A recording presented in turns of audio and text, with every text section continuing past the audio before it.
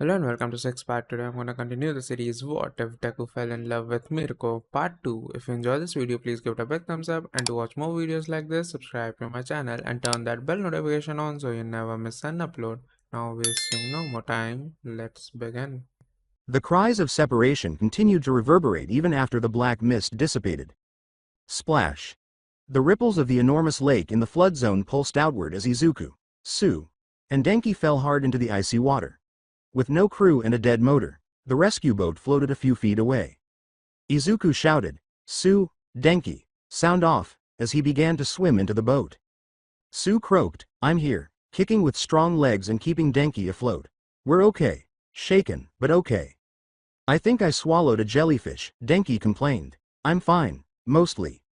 They got into the rescue boat as figures started to appear from the fog along the beach, dozens of villains, their weapons flashing, their quirks igniting, their faces smiling ruthlessly. Izuku remarked, "We'll deal with this in a second," while looking around the boat for anything of value. "Just stay sharp." Zone of landslides. Rumi rolled forward and slid into a slope of loose debris and across a crack in the gravel. Momo grunted as he landed next to her, and Jiro narrowly avoided falling into a broken support beam. Leaning towers of rubble, angled broken platforms, and boulders surrounded them. The air was veiled with dust, and just beyond it, the shapes of enemies who were waiting started to take shape. "Well," Rumi, crouching low, mumbled, "let's start this warm-up." Zone of earthquakes. The ground beneath their boots shook as Bakugo and Kirishima stood side by side. Sinkholes ate up half the land, and concrete slabs tilted at sharp angles. The villains moved quickly, some bursting from behind collapsed buildings and others slipping between crevices. Bakugo crackled his hands. Finally, in other places.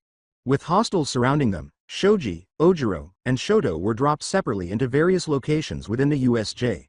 None of them, however, were defenseless. Not in this course. Returning to the entrance with her black hole quirk spinning to life, 13 stood tall with her arm extended, drawing in air, debris, and anything that wasn't bolted down. Kurogiri's form, however, split and swirled, bending space and swallowing it whole as he warped around her grasp and extended a portal that caught her own attack. Behind 13, a portal materialized, and the black hole's incredible power emerged from it. Her back began to ache, and she collapsed with a horrible scream in a matter of seconds. A steady stream of blood was streaming down her back, defeated by her own peculiarity. When she passed out, she stammered, Run." There was a threat of panic, but someone intervened. "Ida." His voice was steady but tight with fear as he said, "We have to get out. I can run for help." "If we don't hold him off, we won't make it," Ochako answered. Like a death tide, Kurogiri's mist swept toward them. "You will not interfere." A loose half-circle was formed around Iida by Shiro, Toru, Sato, Mina, Yuga, and Fumikage. Yuga's chest glittered as she exclaimed, "I'll blast light. I'll use tape to restrain him," yelled Shiro. Toru took Sato by the wrist. "He can't use his power if we can mess with his core." They lunged. Organized mayhem. Yuga illuminated the fog, revealing Kurogiri's collar's metal brace, the storm's eye. "There," Mina screamed as she slid in and threw acid. It was too high and went through without incident. Ochako yelled, "He's got a weak point. It's in the metal." After tearing through the room, Fumikage's dark shadow became trapped in another portal, sliced across the edge, and retreated. Kurogiri dodged each blow as Sato roared and threw himself forward, his fists swinging. Iida stood motionless, unable to move, until Ochako seized his collar. "Go." "But we'll hold him." Shiro dove with Mina and Toru. Disorienting and dizzying, the mist twisted and swirled around them until Shiro was close enough. He yelled, "I got it," as he threw the tape at the metal brace and struck it. Kurogiri's form became momentarily unstable as he hissed and violently twisted backward. "You'll pay for that." However, it was sufficiently long. Iida ran by. As he charged for the top, the sound of fighting reverberated behind him as he shot through the hallway like a missile. He ripped the exit door open and drove off at full speed, vowing to come back. Kurogiri straightened and with a distorted sigh withdrew. HMPH, that was sloppy. He then disappeared into the darkness, leaving the gasping, bruised students to crumble in the chaos they had managed to escape. Zone of downpour. Mezzo Shoji. Almost everything else in the downpour zone was drowned out by the drumline-like sound of torrential rain. Mist clung to the surface of the soaked concrete and steel debris, making visibility poor. In the middle of it, Mezzo Shoji stood composedly, drops cascading down his body and mask. Like a living radar dish, his 6 arms flexed and spread outward, sensing the movement in the rain and the change in weight on the soggy ground. They believed he was by himself, feeble, slow. They were mistaken. Despite being alone, he was not weak. 3 villains, one with twin daggers, one with a strange palm that emitted smoke, and the third with jagged bone blades sticking out of his arms, came at him from various directions. Shoji remained motionless. He slid quickly and low like a shadow. With a sickening crack that reverberated throughout the area, his right hand precisely twisted around the dagger wielder's wrist. The second lunged, but Shoji's lower arm stopped it and threw a vicious elbow into the man's stomach. Shoji's outstretched arm jerked forward, palm slamming into the third's throat as he had just barely raised his bone blades. 3 actions. 3 adversaries defeated. Rain splattered over Shoji's shoulders as he let out a breath. I don't need noise to win. Mashirao Ojiro is the fire zone. The orange and red conflagration zone was a nightmare. The heat was so great that every breath tasted of smoke, and flames jumped across the strewn wreckage. Ojiro landed upright, surveying the hostile terrain with his tail swaying like a weighted counterbalance. Even though the heat was unbearable and his uniform was already steaming, he was clearly focused. A villain with a molten chain swung down from above. Ojiro's tail snapped like a whip as it spun. Crack! The man's chain flew out of his hands, and Ojiro sent him flying with a roundhouse kick to the chest.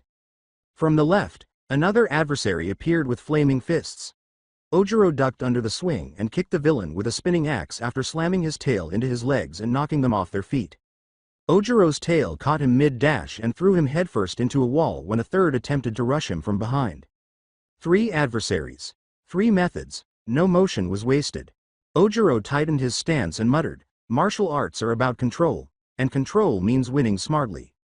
Shoto Todoroki in the mountain zone. The mountain area was eerily silent. The narrow paths were shadowed by the jagged cliffs and steep ledges that surrounded Shoto.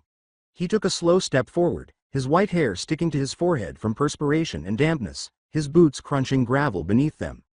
He was cautiously approached by the first group of villains, who recognized his uniform and his expressionless gaze. One hurried forward, full of self-assurance, a poor decision. Without a word, Todoroki lifted his right hand, causing a sheet of shimmering ice to form on the path as a blast of freezing mist exploded outward in a sweeping wave. In a matter of seconds, the villain's body was covered in ice from chest to chin as his feet locked in mid-sprint. Someone else attempted to flank him. Shoto remained motionless. He merely took a step forward, dragging his fingers across the ground, freezing it upward like a wall that pinned down the next enemy. The third made an attempt to back off. Shoto blew out a puff of frost and extended his bored hand. The zone was hit by a wave of cold, and in a matter of seconds, the whole ledge was quiet, still. The bad guys were motionless, but they were still alive. Shoto walked slowly toward one, clouds of breath visible. "Start talking. Why are you here? Who sent you?" In spite of the cold, the villain shivered in his icy trap. Zone of earthquakes. They hit the ground running as soon as Bakugo and Kirishima touched down. There were gaping sinkholes all over the place, and the ground beneath them was split and shaky, with pillars of cracked asphalt protruding into the air like broken bone. Dust rolled up into the atmosphere. Debris fell from broken walls. This area was a ready-made battlefield. And now, its soldiers were there. Like scavengers, the villains arose from the rubble. 5 of them, smiling and armed, some with blunt weapons, others with odd body features like serrated claws, stretching limbs, and bone plating. Bakugo gave a savage smile. "TCH. Finally, something I can blow up." He was the first to launch, his palms exploding with a loud crack that sent him hurtling forward in a smoke and fire haze. His momentum caused ripples in the air. Mid-flight, the clawed villain charged at him, a huge error. Bakugo made a left feint before spinning in mid-air and slamming his gauntlet into the man's chest. Boom! The villain was hurled backwards by a point-blank blast, and as he slammed through a broken concrete slab, his scream was interrupted. Bakugo came up low, dodged in a roll, and punched an explosion into the villain's gut, sending him skidding like a skipped stone as another enemy attempted to intercept with a spear of hardened resin. Behind him, hardening. Max. With a clang, Kirishima took a full steel pipe to the shoulder as he charged into the battle. He did not recoil, he smiled. He yelled, "Try harder, tough guy." as he slammed his hardened forehead into the villain's face while holding the weapon in one arm. Crunch. The man fell like a brick sack. Two others, one with a spiked bat leaping high and the other wrapped in wiry tendrils, attempted to dogpile him from behind. The first was ducked under by Kirishima, who then body-checked him into a slab, shattering it in two. Catching the second mid-fall, he threw him over his head, spinning him into a crater like a wheel. "Ha! You see that, Bakugo?" Bakugo yelled, jumping over a collapsing wall. "Stop shouting like a fanboy and keep moving, we're not done." Bakugo narrowed his eyes as another villain charged, a quirk causing the ground beneath him to tremble. Too sluggish. Boom. The quake wielder landed in a shattered heap after flying back in a shower of broken concrete. Kirishima caught up, grinning despite his slight panting and blood dripping from his knuckles. "That all of him?" With steam rising from his shoulders, Bakugo stood on a broken ledge and looked around the battlefield. His gauntlets were still sizzling from too much use, and their light now pulsed dimly. "No, but they'll do for now." He didn't hold off. His eyes were blazing with rage as he turned toward the center of the USJ. "That damn mist freak, he's the reason we got split. I'm gonna tear him in half." He was called after by Kirishima. "Yo, we should regroup." Explosions sent Bakugo hurtling toward the central plaza in long, arcing bursts. After a moment of observing the smoke trail, Kirishima hardened his arms once more and cracked his neck. "Guess that's the plan." And he chased after his classmate, who was literally a walking time bomb. Zone of landslides. They landed hard, with Rumi crouching like a beast about to leap. Next to strike, Momo rolled to deflect the blow. With his knees bent and already scanning, Jiro entered low. The landscape was unstable, with crumbling towers, broken roads, and sharp metal building skeletons covered in dust. The air was heavy with the smell of heat and broken stone. 8 hostiles, Jiro declared while pressing jacks against the uneven surface. "Flanking, not rushing. They think we're cornered." "Good," said Rumi with a sly smile that split her face. "I like it when they think they've won." A brute villain in stone armor roared through a wall that exploded to the left. Rumi shifted. In an instant, she was on him, slipping beneath his swing. Her foot leapt up in a rising arc. His chin snapped back with a sickening crack, then he was dropped like a shattered statue by a vicious roundhouse. Glowing rods crackling with electricity, a second villain attempted to attack her from behind, but before he could raise his arms any further, Rumi twisted in midair and drove her knee into his temple. Jiro exclaimed, "We're in this too," as she stunned a villain who had attempted to infiltrate the dust cloud with a sonic pulse from her jacks. As a pipe-wielding villain lunged toward Jiro, Momo called out, "Shield coming in," and a curved blast shield materialized. Jiro had enough time to slam her earjack into the attacker's side before the impact sparked against the surface, causing his eardrums to burst with amplified sound, causing him to fall in a heap. With her fists flying in a barrage of bone-breaking blows to the jaw, ribs, and spine, Rumi flipped off a slab of concrete and landed like a freight train in the middle of 3 adversaries. Like a set of dominoes, they fell. 4 left. Jiro cried out, gasping for air. Momo pulled a smoke mine from her arm and rolled it in the direction of a group of villains hiding behind debris. "Let's end it," she said. Rumi disappeared into the mine as it exploded, sending white smoke hissing upward. You could hear the final snap, the shattering of bones, and the thud of impacts as the last 2 enemies fell without ever seeing the hits coming through the fog. The smoke cleared. With bloody knuckles, a heaving chest, and keen eyes, Rumi stood by herself. All clear. Jiro knelt next to one of the defeated adversaries. "They're out cold, fast and clean." "No injuries," said Momo. "We're okay." Rumi, however, was staring toward the middle of the USJ rather than at them.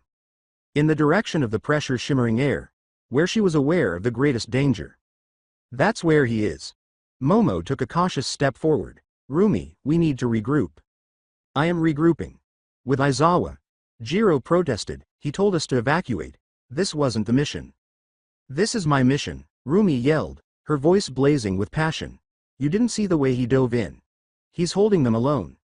That monster, that fog freak, they'll kill him." Momo stood in her way. "And what if they kill you?" Rumi's scowl lessened, not in terror but in assurance. "They'll have to try really damn hard." She pivoted, coiled, leapt. Like a missile, she leapt between the destroyed walls. She launched herself from ledge to ledge, straight toward the chaos ahead, her feet shattering debris. With her breath caught in her throat, Jiro watched her leave. Momo let out a sigh. She's going. Nothing stops her. Jiro said, then we follow, because no way in hell are we letting her face that alone. Area of flooding. It was freezing cold. There were pieces of floating debris and broken concrete slabs scattered throughout the lake, which was wider than a football field. On the boat, the students were alert, scouring the waters for the danger that had left the shore. From the water, figures began to appear. 4, no, 6. Villains with smooth skins, streamlined bodies designed for combat in water. The gills flared. Teeth gleamed. One had a cunning harpoon and eyes like sharks. Another had scaled and webbed arms. Others were like living torpedoes, moving through the water. When Sue said, they're surrounding us, she was prepared and low. Denki's quirk began to charge. Just say the word, and I'll light up this lake. Izuku took a while to reply. His eyes shifted to his hand, which he then clenched into a fist. His muscles throbbed with power rather than tension. They were humming one for all. Like a rolling thunderclap inside of him, something old and far away seemed to sway just beneath the surface. Something is grabbing hold of me. He pushed the emotion away. Not right now. He inhaled once, concentrated. Full cowling. 20%. Crack. The green lightning flashed across his limbs, and the boat shook beneath him. Light pulsed from his body as the wind whipped around him in all directions, his boots digging into the floorboards. Denki, Sue. Cover the boat. Don't let them sink it. I'll handle the rest.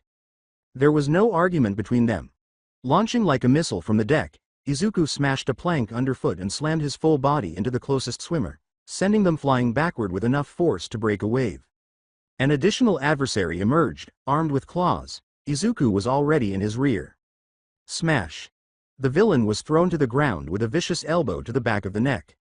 2 more exploded upward in ambush from below. Izuku twisted in midair, then launched himself upward with a mid-kick explosion of air, avoiding both and rerouting with a flash of motion. On the water, he landed. Just a little. Long enough to witness the swift approach of all the adversaries. Let's go. He plunged in. Shockwaves and green light filled the lake. Bam. Bam. Bam. Like lightning in a storm, he dodged, hit, and countered his adversaries. Each time he delivered a blow, water exploded upward. On the vessel, when a villain tried to flank, Sue grabbed him with her tongue and slammed him against the railing. A low voltage burst from Denki, who was crouching low, electrified a narrow strip of area surrounding the boat. Zappy moat, no entry. A geyser of water erupted as Izuku caught the last of them, a snake-bodied swimmer with increased speed, by the face mid-lunge and pushed him into the lakebed. Quiet. There was nothing left but the rippled lake. The water subsided. With his chest heaving and lightning still flickering off his body, Izuku surfaced. For a moment, he felt that low thrumming in his soul and drifted there with his eyes far away. One for all, now pulsing more intensely, phoning him. No alerting him. Pulling himself back onto the boat, he did so. Without saying anything, Sue helped him up. She began, Midoriya, but stopped. His expression was sufficient. His words were, we're clear, let's get to the shore, we're not done yet. He gazed toward the USJ's center, where the muffled sounds of combat were still audible. Aizawa-sensei needs us. USJ Center Plaza. The formerly immaculate training ground was now a battleground. Concrete was smeared with blood. From crushed floodlights, smoke floated in lazy curls. The cracked plaza was littered with bodies, unconscious villains. Aizawa Shota fought like a man possessed while standing in the middle of everything. Under his goggles, his bloodshot eyes glowed red. He used single, vicious takedowns to drop enemies and tangle limbs as his capture scarf whipped and cracked with merciless precision. Aizawa ducked as one of the villains lunged with his blades out, erased the man's quirk in the middle of the blow, and slammed him face first into the ground. He was worn out. I was hurt, but still in motion. Tamura Shigaraki stood on the edge of the chaos, watching with increasing interest. His head cocked like a vulture observing its prey as it wore itself down, he squatted languidly on a heap of debris, one hand frantically scratching his neck. You blink, he said abruptly in a quiet but distinct voice. Every time you erase someone's quirk, you have to reset. That's the weakness. Aizawa remained silent. He took another step, this time directly at Shigaraki. With a chuckle, Tamura jumped down to greet him. Let's test the theory. Round 1 start. The fight was short, tight footwork, fast hands. Tamura spun in an attempt to bind him when Aizawa's scarf caught his sleeve. Tamura twisted, his rotting fingers grazing Aizawa's sleeve, flaking the edge into dust. Tamura sneered, "You fight like a cornered dog," saying, "All teeth, all instinct." Aizawa tightened the scarf and muttered, "I only need one clean hit. But I'm not the real threat." The words lingered in the atmosphere. Then, the ground trembled. Hearing the silent call, the massive figure moved forward from the area around the fountain. After releasing himself from the capture gear, Shigaraki said, "Let me introduce the anti-symbol Nomu. The real boss level, round 2 start." Aizawa's eyes were radiant. The Nomu came to a stop. No quirk was triggered, that was sufficient. He hurried. An error. Aizawa didn't even finish his step before Nomu moved. Crack. In its grasp, one arm snapped like a twig. With a grunt, Aizawa attempted to erase it once more, but the other hand struck his ribs like a hammer. One more crunch. His eyes dimmed as he coughed up blood. He tried to turn it off, but he just stared at it. It didn't slow down, didn't give a damn. With his hands in his pockets, Tamura walked forward. "Yeah. See, it's not just muscle, it's bioengineered. Shock absorption. Regeneration. Doesn't matter if you erase its quirk. It's a machine built to destroy All Might, and now, it'll destroy you." A portal glistened. Kurogiri took the initiative. He said, "A student escaped," in a clipped voice, "the fast one." Tamura stopped. The twitch began. He held his head in one hand. "No, no, no, that's not how it was supposed to go." He paced in sharp circles while yelling and kicking a defeated villain. "We had the plan, kill All Might, kill witnesses, burn it all." His eyes snapped up and he stopped abruptly. "Fine. Then we kill whoever's left." Splash. Water splattered on the concrete across the plaza as Izuku surfaced from the shallows, followed by Sue and Denki. His gaze met Aizawa's shattered body. The Nomu, Shigaraki, power surged through his body. Inside him, One for All throbbed, the hum of something immense stirring beneath the surface. Then Shigaraki showed up, reaching for Sue more quickly than they had anticipated. Izuku was not thinking, didn't say anything. He shifted. Boom. 20% full cowling. With a burst of green lightning, he halted, his hand catching Shigaraki's wrist just inches from Sue's throat before it snapped. Tamura froze his fingers. Quirk, paused. Izuku's hold remained firm. Coldly, "You won't touch her," he said. "You won't touch any of them." He said, "Sue, Denki," without turning around. "Get to the others, now." When Sue paused, Denki took hold of her arm and tugged. They took off running. Shigaraki's mouth twisted into a combination of fascination and annoyance. "That power, you're not like the others, then." A loud crack reverberated throughout the square. Dust exploded outward as a figure landed hard on the far side. With her eyes fixed on Shigaraki, Rumi Usagiyama got up from her crouch. She had her fists clenched. Her posture was low. She growled in her voice, "You just made the biggest mistake of your goddamn life." USJ's Central Plaza crack. Nomu landed in front of Izuku, an unstoppable wall of engineered brutality, and the concrete broke under his feet. Like tearing Velcro, it used one arm to tear Tamura from Izuku's hold. Tamura laughed and staggered back. "That's enough of that, you're not my final boss." As Nomu took center stage with its hideous body twitching, brain pulsing, and claws flexing, he backed away next to Kurogiri and folded his arms. It gave Izuku a look. Afterward, it charged. Rumi yelled, "Move!" while already in midair. As Nomu's fist destroyed the area where he had just been standing, Izuku's instincts kicked in, full cowling 20%, and he disappeared in a flash of lightning, diving aside. Debris flew like shrapnel as the ground exploded. Rumi struck first. Like a missile, her heel slammed into Nomu's shoulder. Boom.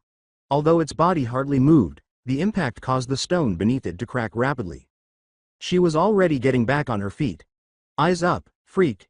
she yelled, turning over its head and hitting the base of its skull with a series of spinning kicks. Nomu swung around in the middle of the blow. Quick.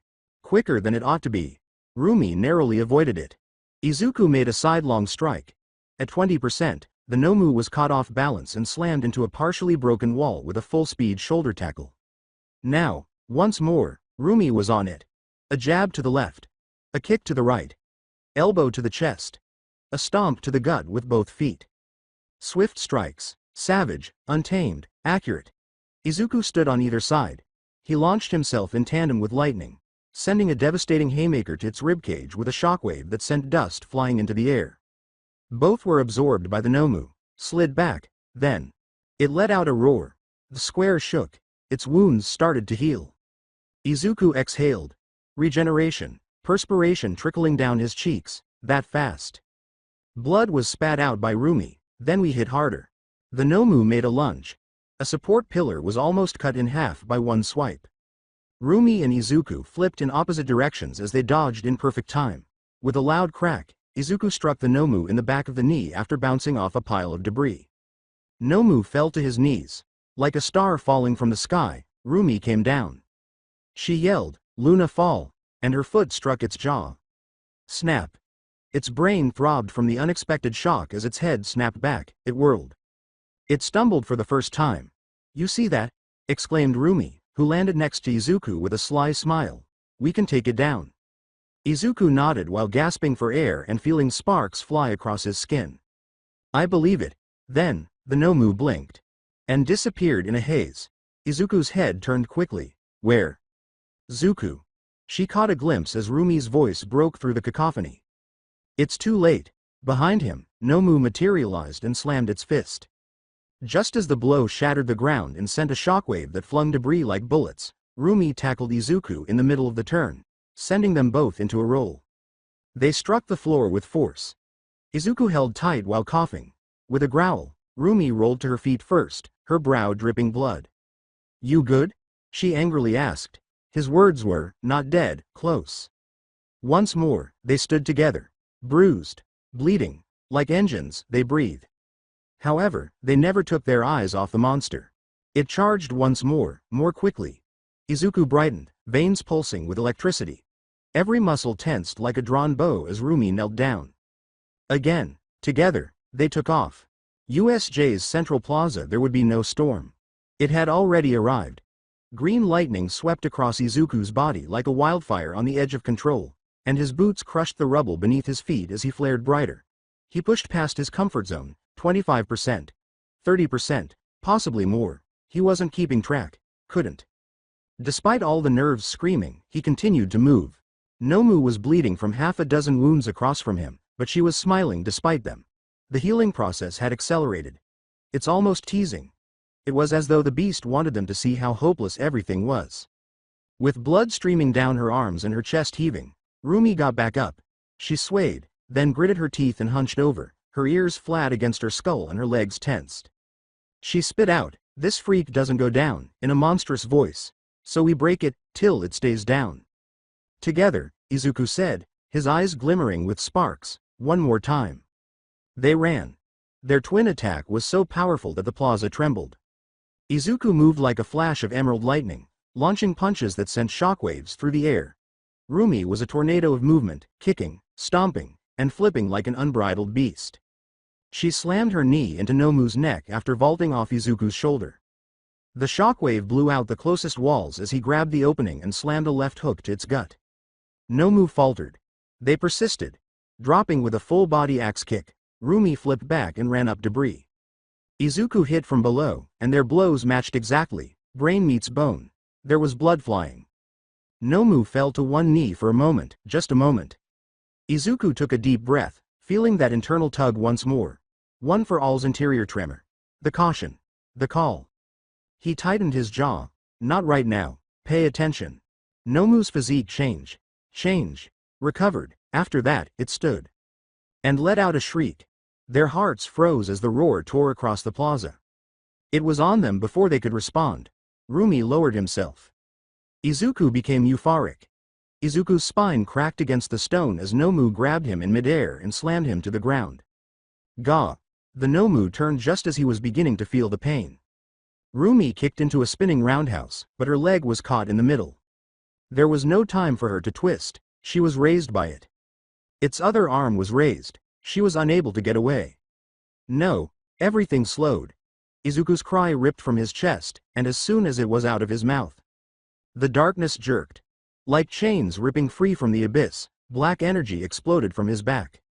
Just as its claws cut through the void, the tendrils swung out fiercely, encircling Rumi's waist and pulling her away from Nomu's hold. The creature flinched back. Izuku was not thinking, he tugged, hardy. They both fell to the ground and rolled across cracked pavement as Rumi slammed into his chest. With a grunt, Izuku instinctively put an arm around her. She had wide eyes. That wasn't lightning, she said softly. No, Izuku said, his heart racing as the black tendrils behind him snapped and hissed like untamed snakes. It was me. The tendons died off. The silence grew. Both of them were trembling, spent, broken. But still living. Nomu turned in their direction. One step was taken. One more, all set to complete it. Even though his legs were shaking, Izuku forced himself to stand in front of Rumi once more. I'm not moving. With a growl, Nomu charged. Whoosh. Like a cannon, a wall of light and wind blasted into the plaza. Something struck the earth with such force that the world was dented by the crater. Via the smoke, a shadow moved forward. Enormous, tall, radiating power and heat. All power. However, there was no grin. Don't strike a dazzling pose. Just anger. He stepped toward Nomu, his eyes fixed on her, his cape whipping behind him. You've done enough. The air trembled with his voice. You've touched my students. Another step. And now, he pulled back his fist. I am here. All Might stepped forward, the air around him buzzing with pressure, smoke coiling around his body. Not because of the injury, but because of the weight of everything that had just transpired. Every movement felt heavier. Izuku stood behind him, helping to steady the dazed but recovering Rumi. Despite her facial bruises, she managed to grin. Tashi's finally about to cut loose, huh? She was not being watched by Izuku. He fixed his gaze on the Nomu, then on his mentor. Toshi. All Might glanced in his direction. That thing. Nomu, it has more than one quirk. I saw it regenerate. Absorb impact. It's built to counter you. Everything could freeze. His already gone smile hardened. His voice was low as he asked, multiple quirks? Izuku gave a nod. It's fast, it heals, and it's shock absorbent. Maybe more. The heat rolled off the battlefield, but a chill ran through the air. Toshinori's fists tightened. Then he's still alive. Izuku blinked. Who? All for one. Like a curse, the name hung in the air. Suddenly, All Might's eyes were bright with clarity and icy rage. And he's made a monster. Tamura Shigaraki stiffened on the far side of the battlefield. Kurogiri extended his hand to help him, but was interrupted by three shadows. Bakugo stood in the debris with Kirishima and Shoto at his sides. Bakugo's hands splintered. Where the hell do you think you're going? Kurogiri moved, but Bakugo moved more quickly. With a red-hot palm, he lunged forward and seized Kurogiri by the vambrace, pinning him to a fallen wall slab. Try teleporting now, freak. Bakugo held firm, explosions charging just enough to disturb Kurogiri's shimmering form. Shoto remained motionless, staring at Shigaraki. You're not getting away. Tamura frowned as his nails began to scratch more intensely. We'll see about that. Returning to the plaza. Nomu snarled. With a low growl in his voice, All Might stepped forward. You've hurt my students. The Nomu rushed forward. Like thunder, All Might moved. After blurring, his fist struck Nomu's chest and sent it flying across the square. It skidded, regained its balance, and quickly jumped back in. All Might deflected one blow, twisted beneath another, and launched a barrage of blows so quick that the air tore. On the left. Correct. The uppercut. From the elbow to the back. Bringing the knee up to the jaw. The air cracked with every blow. The earth shook with each one. The body of the Nomu bowed, cracked, then recovered. Chest heaving, All Might landed next to it, not because of anger, but because of anger. Nomu snarled and charged once more. All Might was erect. He raised a fist and said, I've held back, for years. Smiled. He bounded onto the scene. Boom. Played the part. His knuckles cracked. His eyes were burning. But today, he said, squatting low as his power increased, you get all of me. The blow was delivered, a direct right. A fist-shaped explosion of nuclear material. Like a meteor, Nomu shot backward, slamming into the far wall with enough force to crater the steel behind it and smashing through three support pillars. Smoke burst forth. The concrete broke. Rubble dropped. The USJ trembled, and there was nothing but silence for a long time. Inside the observation deck of the USJ, a huge boom shook the walls and reverberated throughout the building. The glass shook. Dust fell from the ceiling. The students, still alive but bruised, regrouped and turned to face the broken window that overlooked the plaza. They could see it through the smoke. The Nomu was buried halfway through a support wall behind All Might, who was standing by himself in the crater with his cape flapping. Quiet. Denki blinked, her mouth hanging open. Was that? Momo had wide eyes. That wasn't a smiling face we know. That was a monster punch, mumbled Zero. Sue gazed, unable to speak. He's not pretending anymore. Now that he's fully recovered, Shoji rejoins the group, saying, this is why he's the symbol of peace. Jiro took a swallow. That Nomu took everything Rumi and Izuku threw at it, and he just. Sato completed her thought, flattened it. Rumi laughed hoarsely as she watched from the edge of the plaza where Izuku was keeping her upright. Wheezing, damn, she said. I love that angry look on him. Izuku merely nodded, still attempting to steady his trembling arms from the appearance of the black tendrils. That's all Toshi, when he stops pretending. At the distant end of the building, Gauntlet smoking, Bakugo's hand remained on Kurogiri's vambrace. You're not slipping away this time. Shigaraki was standing close by, scratching frantically. This is stupid. He's too strong. Nomu was supposed to be unbeatable. Shoto held up his hand. You said this was a game. It was, yelled Tamura. It was rigged. That thing was supposed to tear him apart. Kurogiri shifted. He said, my master will be displeased, and then his form abruptly grew. A slight slip in Bakugo's grip was sufficient. Shoto and Kirishima were forced to brace as a vortex exploded outward. The release burned Bakugo's hand. Kurogiri took Tamura by the shoulder. Wait. Bakugo sprang forward. It's too late. They were swallowed by the portal. Returning to the plaza with his eyes still burning, All Might slowly lowered his arms. And Nomu twitched behind him, not finished yet. He scowled. Persistent. However, the students behind him were observing him in wonder for the first time during the day. Fear, and optimism. They no longer feared the villains for the first time. With slower movements and flickering regeneration, the Nomu stumbled forward. All Might's eyes narrowed. Midoriya, Usagiyama, you two did more damage than you thought. With one final snarl, the Nomu charged once more. All Might was erect. Bulging muscles. Around him, power crackled like a storm that had just been let loose. He dropped to a low crouch, drew back his fist, and spoke loudly. You were built to kill me. His fists glowed with strength as he bounded forward. But you forgot something. The ground beneath him was broken by his feet. There was a cyclone of dust.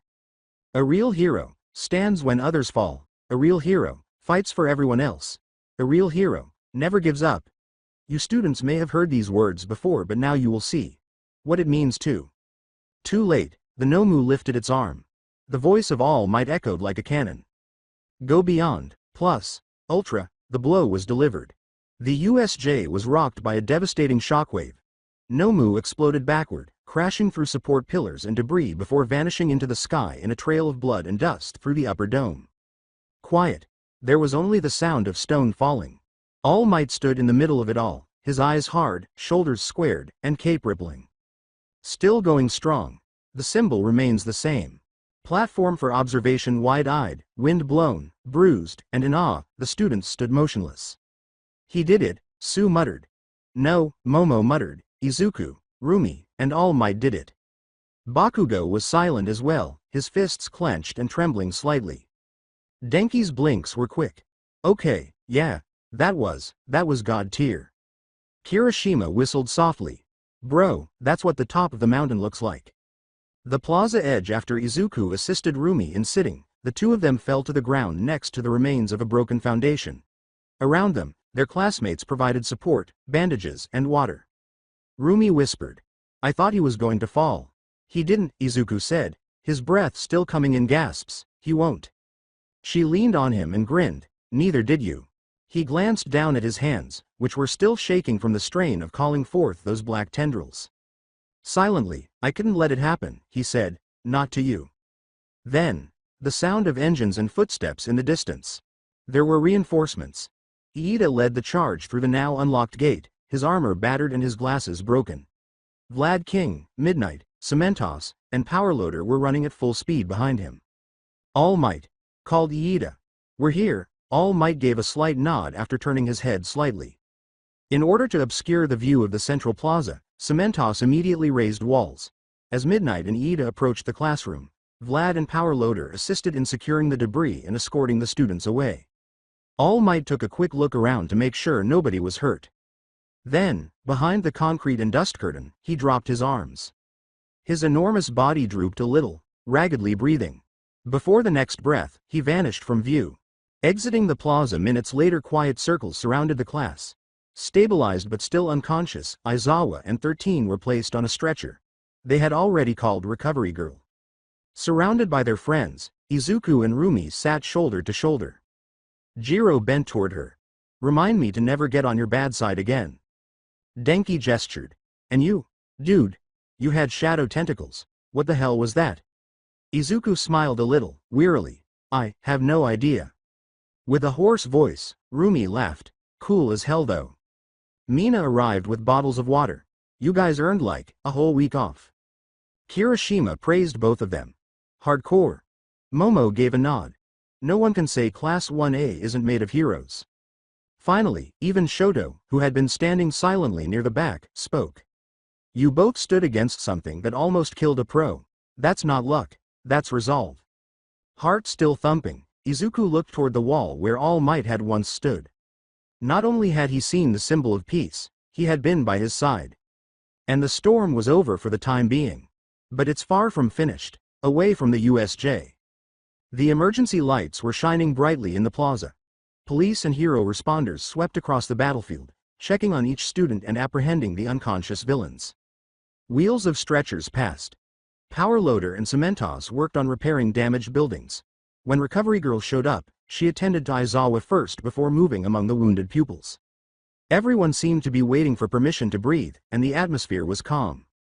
Every student was examined individually inside a temporary medical tent close to the front. As a nurse cleaned the blood off his arm, Izuku sat on the edge of a cot and flinched only a little. An ice pack was pressed against Rumi's ribs as she leaned back on the next cot over. She whispered, "I'm going to feel this in the morning." Jiro said, "You're already feeling it now," with his arms folded and a faint smile on his face. Denki added, "They should bronze your legs, like actual weapons." Zero gave a nod. "No, for real. You need a hero name like Wrecking Bunny or something." "Pass," moaned Rumi. "Sounds like a kid's cereal mascot." They chuckled softly but genuinely. The flap of the tent opened. With a clipboard in hand, Principal Nezu padded in. The gleam in his eye was not entirely concealed by his ever-pleasant smile. He uttered, "Midoriya. Usagiyama, you've been summoned." They exchanged glances. "By who?" inquired Izuku. "All Might," said Nezu. "He's asked to see you both." UA Staff Lounge. Wing of the infirmary. They were led inside as the door creaked open. Wrapped in a blanket, Toshinori sat close to a window, looking gaunt and pale, his actual form on display. Even though he didn't resemble the imposing symbol of peace, there was still that same fire in his eyes. He grinned at the sight of them. "Ah, my two warriors," he uttered in a more strained tone than usual. Come in, come in." They did, and the room appeared to calm as the door closed behind them.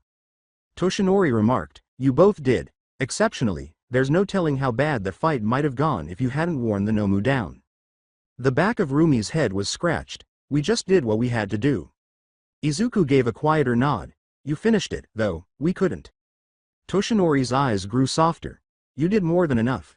You bought me the time. You weakened it. You protected your friends. That's the real work of a hero." The door then opened once more. A calm, sharp-eyed man in a long coat stepped in. "Naomasa Tsukauchi, detective." "Hope I'm not interrupting," he said. Both Izuku and Rumi froze. They widened their eyes. "Wait, you see him?" blurted Rumi out. "Like, this him?" In a somewhat panicked tone, Izuku continued, "Do you know what kind of secret this is?" Naomasa's eyebrow went up. "You two must be the passionate types." Toshinori gave a feeble laugh. "It's fine. He's an old friend. One of the very few who's known for a long time." With a smile, Naomasa extended his hand. "Detective Tsukauchi. Quirk. True man. I can't be lied to. Makes my job easier." "Muted, not creepy at all," Rumi said. "I get that a lot." They laughed quietly together. The investigator gave them a nod. "From what I hear, you two fought like hell." "We tried," said Izuku. Naomasa glanced between Toshinori and them. He's proud of you, you know, more than he lets on. Rumi's head cocked. We know, later in the afternoon. Families were reunited with the students. They hugged each other tightly. The tears were genuine. Before the night was over, Aizawa, who had been partially restored by Kagome, managed to say to everyone, "You did well. Go home. Rest. You've earned it." Nezu announced the last thing. Due to today's events, classes are suspended for the rest of the week. Get some sleep. You'll need it. Rumi and Izuku left the gate together as the sun started to set. Madoka and Inko were already in front of them. With her hand sliding into his, she questioned, "Do you think the news will discuss this?" "Definitely. Think we'll get fan mail?" Izuku chuckled quietly. "Maybe." She closed her eyes and leaned against his side. "Piggyback?"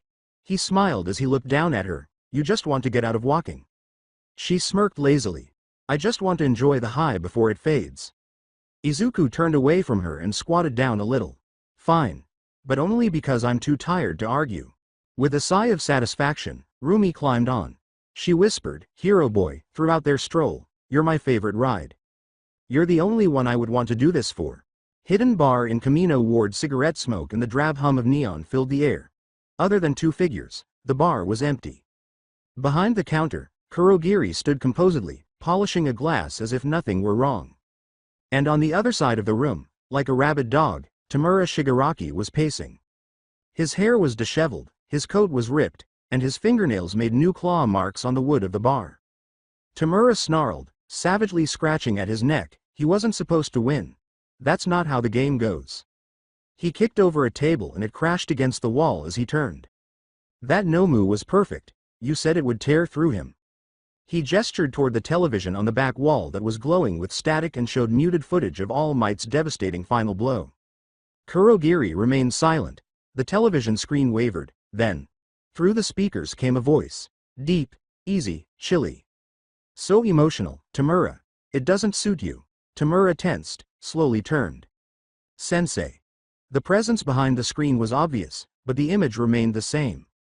Tamura snarled, "You told me All Might was weakening. You said we could kill him. That this was our time." "And I still believe that," said the voice. "But you are not yet ready to claim it." It got colder in the bar.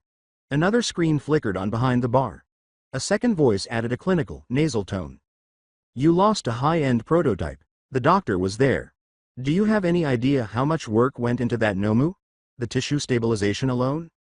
Tamura made holes in the drywall by punching the wall. "Shut up. I didn't need your science talk then and I don't need it now." A long pause ensued. Then Sensei's silky voice once more. "Tamura, this was a test. When you failed." Tamura's breathing became labored. "You said. I said you had potential. But potential means nothing if you cannot adapt. You played with your food. You underestimated what it means to be a symbol." Tamura's throat began to growl low. "Ever composed," Kurogiri said softly, "we have information now. We know how far All Might will go. And we've seen the students." "Yes," all for one replied. "The boy, Midoriya, and the girl, the rabbit, they are interesting." Tamura's fists clenched into tremors. "But this was not your last chance. There will be more. I will guide you." The screen darkened and flickered. Tamura remained silent. Twitching. Shallow breathing. Then, he smiled. He whispered, "Next time, they'll all die." The day following the USJ incident, in the principal's office at UA High. For a moment, the only sound was the faint ticking of the office clock. With shoulders not slumped but hunched slightly forward, Toshinori Yagi was obviously carrying more than just weariness. He had his hands clasped together, the pressure making the scarred knuckles pale. Nezu sipped his tea across from him in unusual silence. Gran Torino stood by the window, his arms folded, his eyes fixed and unblinking. Finally, with a gentle clink, Nezu put down his cup. "You were supposed to be there, Toshinori." Toshinori remained unflinching. "I know." Nezu's eyebrows went up. "Then you admit it was a mistake?" Toshinori nodded slightly. "Yes, I should have been there." At that, even Gran Torino blinked. "Didn't expect you to say it so easily." "I no longer enjoy the luxury of pride," Toshinori uttered in a low voice. "They came for the students. For me. And I wasn't there to stop it." A rhythm. That thing they called it Nomu nearly killed Aizawa. If Midoriya and Usagiyama hadn't fought as they did, if the others hadn't rallied, it would have been a bloodbath. Nezu drummed a claw against the arm of his chair. Then why weren't you there? Toshinori let out a breath. There was an outbreak. 5 villain sightings on my commute in. All coordinated. I thought I was just cleaning up the usual mess. Gran Torino turned his head. You didn't see the setup for what it was. I can see it now, Toshinori remarked. His tone darkened. It wasn't random. They were separating me, trying to wear me down. Nezu's gaze grew strained. And now? Toshinori raised his head. There was a quiet fire in his eyes despite his composed face. I've seen what's happening. How heroes around me have grown complacent. Lax. They think I'll always be there to fix it. That I'll always be enough. Gran Torino moved, keeping a close eye on things. Toshinori went on, his voice colder and quieter. I've smiled through it. Pretended it was fine. But it's not. This world has grown too reliant on All Might. He clenched his fists a little. Maybe it's time the world started learning how to live without me, at least, partially. The room fell silent. Nezu slowly reclined in his chair, his eyes alert. You're serious? I am. Gran Torino inquired, and what does partially mean, Toshinori? It means, I'll still be there when I'm needed, he stated. But I can't be everywhere. And I shouldn't be. Not anymore. Nezu gave one nod. Then what comes next? Toshinori declared. I'll hold a press conference, tomorrow. Gran Torino scowled at this. That's a risk. I'll frame it carefully, Toshinori promised. No weakness. Just the truth. Slowly, he stood up. I'll remind the world that All Might isn't immortal, but he's still standing. Gran Torino inquired, and Midoriya? Toshinori hesitated. I'll tell him everything. About All for One. About what we're really fighting. Nezu kept a close eye on him. You think he's ready? Simply put, he has to be, Toshinori said. He earned that right. Gran Torino gave a nod. Then it settled. Residence in Midoriya. Late morning, seated on the edge of his bed, Izuku's gaze was fixed on his hand, which was slowly curling and uncurling as if it might suddenly come to life. Energy that is black. Tendrils. That authority. At least not the one for All he was familiar with. It didn't feel like his quirk. Nevertheless, he was the source of it, from inside. He flexed once more. Nothing has changed. They had reached a settlement of one for all. However, something in the back continued to observe, awaiting. His phone buzzed sharply before his thoughts could go any farther. Usagiyama Rumi. Assist me. Usagiyama Rumi. I'm being choked. Rumi Usagiyama. According to my grandmother, I'm all glass. It's been hours since I last saw the sun. Izuku responded after blinking and snorting a low laugh. Izuku. I assume that the fabled Bunny Queen has been grounded? Rumi. It resembles prison, except that it has blankets and tea that is passive-aggressive. Rumi. After lunch, she attempted to tuck me in. I nearly leapt from the window. Izuku. Would you like me to come save you? Rumi. I would like to go on a date with you. Rumi. Food, too. I also refer to dessert rights. Izuku. What, a date? Our first official one? That is somewhat significant. Then don't mess it up, says Rumi. Izuku. I'll arrive in 20 minutes. Make it 15, Rumi. I'm at the door already. Izuku. Will you be walking there? Rumi. You already know the solution. Grinning, he shook his head. Izuku. All right. One horseback. Just one meal. One dessert. Rumi. All right. And I'm staying put. Exactly in the space between the shoulder blades. Ideal vista. Izuku. I also retain the right to voice my displeasure. Rumi. You won't. Izuku. No, I refuse to. He picked up a hoodie and slung it over his shoulder as he stood. Yes, his bones still carried weight. Questions remain. Shadows are still. However, today? She was the focus of today. Usagiyama House. Right outside. Izuku was on time, his hair styled, his hood on, and he had a little tense energy in his chest that wasn't fear but anticipation. The door swung open before he could even knock. There she was. Wearing a distinctive green All Might hoodie. His hoodie was obviously stolen, and tight dark denim shorts that did nothing to conceal the fact that Rumi Usagiyama was, well, Rumi. The man had his arms crossed and his ears flicking in smug satisfaction. She appeared to be trouble because she was barefoot, her toned legs were prominent, and her hoodie was just loose enough to show off her shoulders. She was aware of it. She said, "Hey, hero boy," with bright eyes. "You stole my hoodie again," he said with a smile. It's not stealing if it looks better on me, she concluded while posing, which it does. He inspected her, obviously not disputing. You look great. She grinned and said, I know, before locking the door after leaving. Your lucky grandma went for a walk. I think she was about to put me in bubble wrap. Izuku already offered his back, crouching a little. I figured you'd want the usual. Damn right I do. With practiced ease, she leapt onto him, her legs embracing his sides and her arms encircling his shoulders. Her lips brushed his ear as she leaned forward. And don't think I didn't catch you looking, by the way. He said nonchalantly. I wasn't hiding it, and started to move. Then she smiled. Huh. Confidence looks good on you. They followed the hum of the early afternoon as it surrounded them, with birds chirping and clouds idly floating overhead. With his chin resting on his shoulder, Rumi was comfortable against Izuku's back, and his steps were steady. So, she requested, where are we going? There's a spot near the station.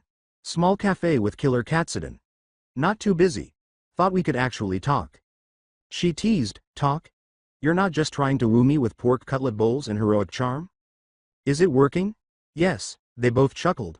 Just off the busier area of downtown, the cafe was tucked away between a flower shop and a bookshop. Small, a bit retro, but charming and spotless.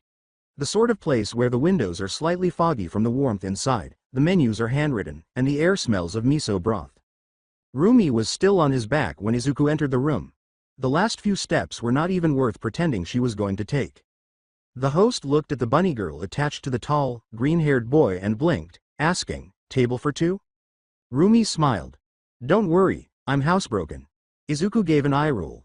Ignore her, she bites when she's bored. She whispered, only you, into his ear before slipping off his back and stretching him in a way that was anything but casual. They were seated in a booth by the window by the host. First to enter, Rumi drummed her fingers on the table. All right, impress me. I already got you out of house arrest, that's impressive enough. True, she acknowledged, still want food, though. They ordered tea and 2 bowls of katsudon, with an extra egg for Rumi, of course. The energy between them calmed down and became softer as they waited. After a minute, Izuku said softly, you feeling okay? Rumi leaned on her elbow after blinking at him. Physically? Sore. My ribs still feel like they're on fire. She grinned. Mentally? Bored. Irritated. Definitely not made to be stuck in a house with an old woman who thinks I'll shatter if I sneeze. He smiled at her, but it fell short of his eyes. You scared her. Rumi cast her gaze downward. Yeah, I know. There was a pause in the moment. Then she let out a breath. I don't regret it though. I'd do it all again. We had to fight. I know, he replied. We did the right thing. She turned back to face him. You okay? You've been quiet. Izuku paused. I've just been thinking. About everything. Nomu. That weird energy. You, Toshi. Her head was cocked. And it's a lot. But I think I'm okay. Being with you right now helps. Her mouth twisted. Damn right it does. After their food arrived, they had lighter conversation for a while.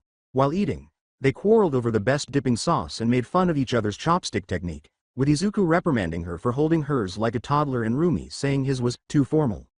Rumi sat back in the booth and observed him halfway through the meal. She remarked, you know, I was thinking, dangerous.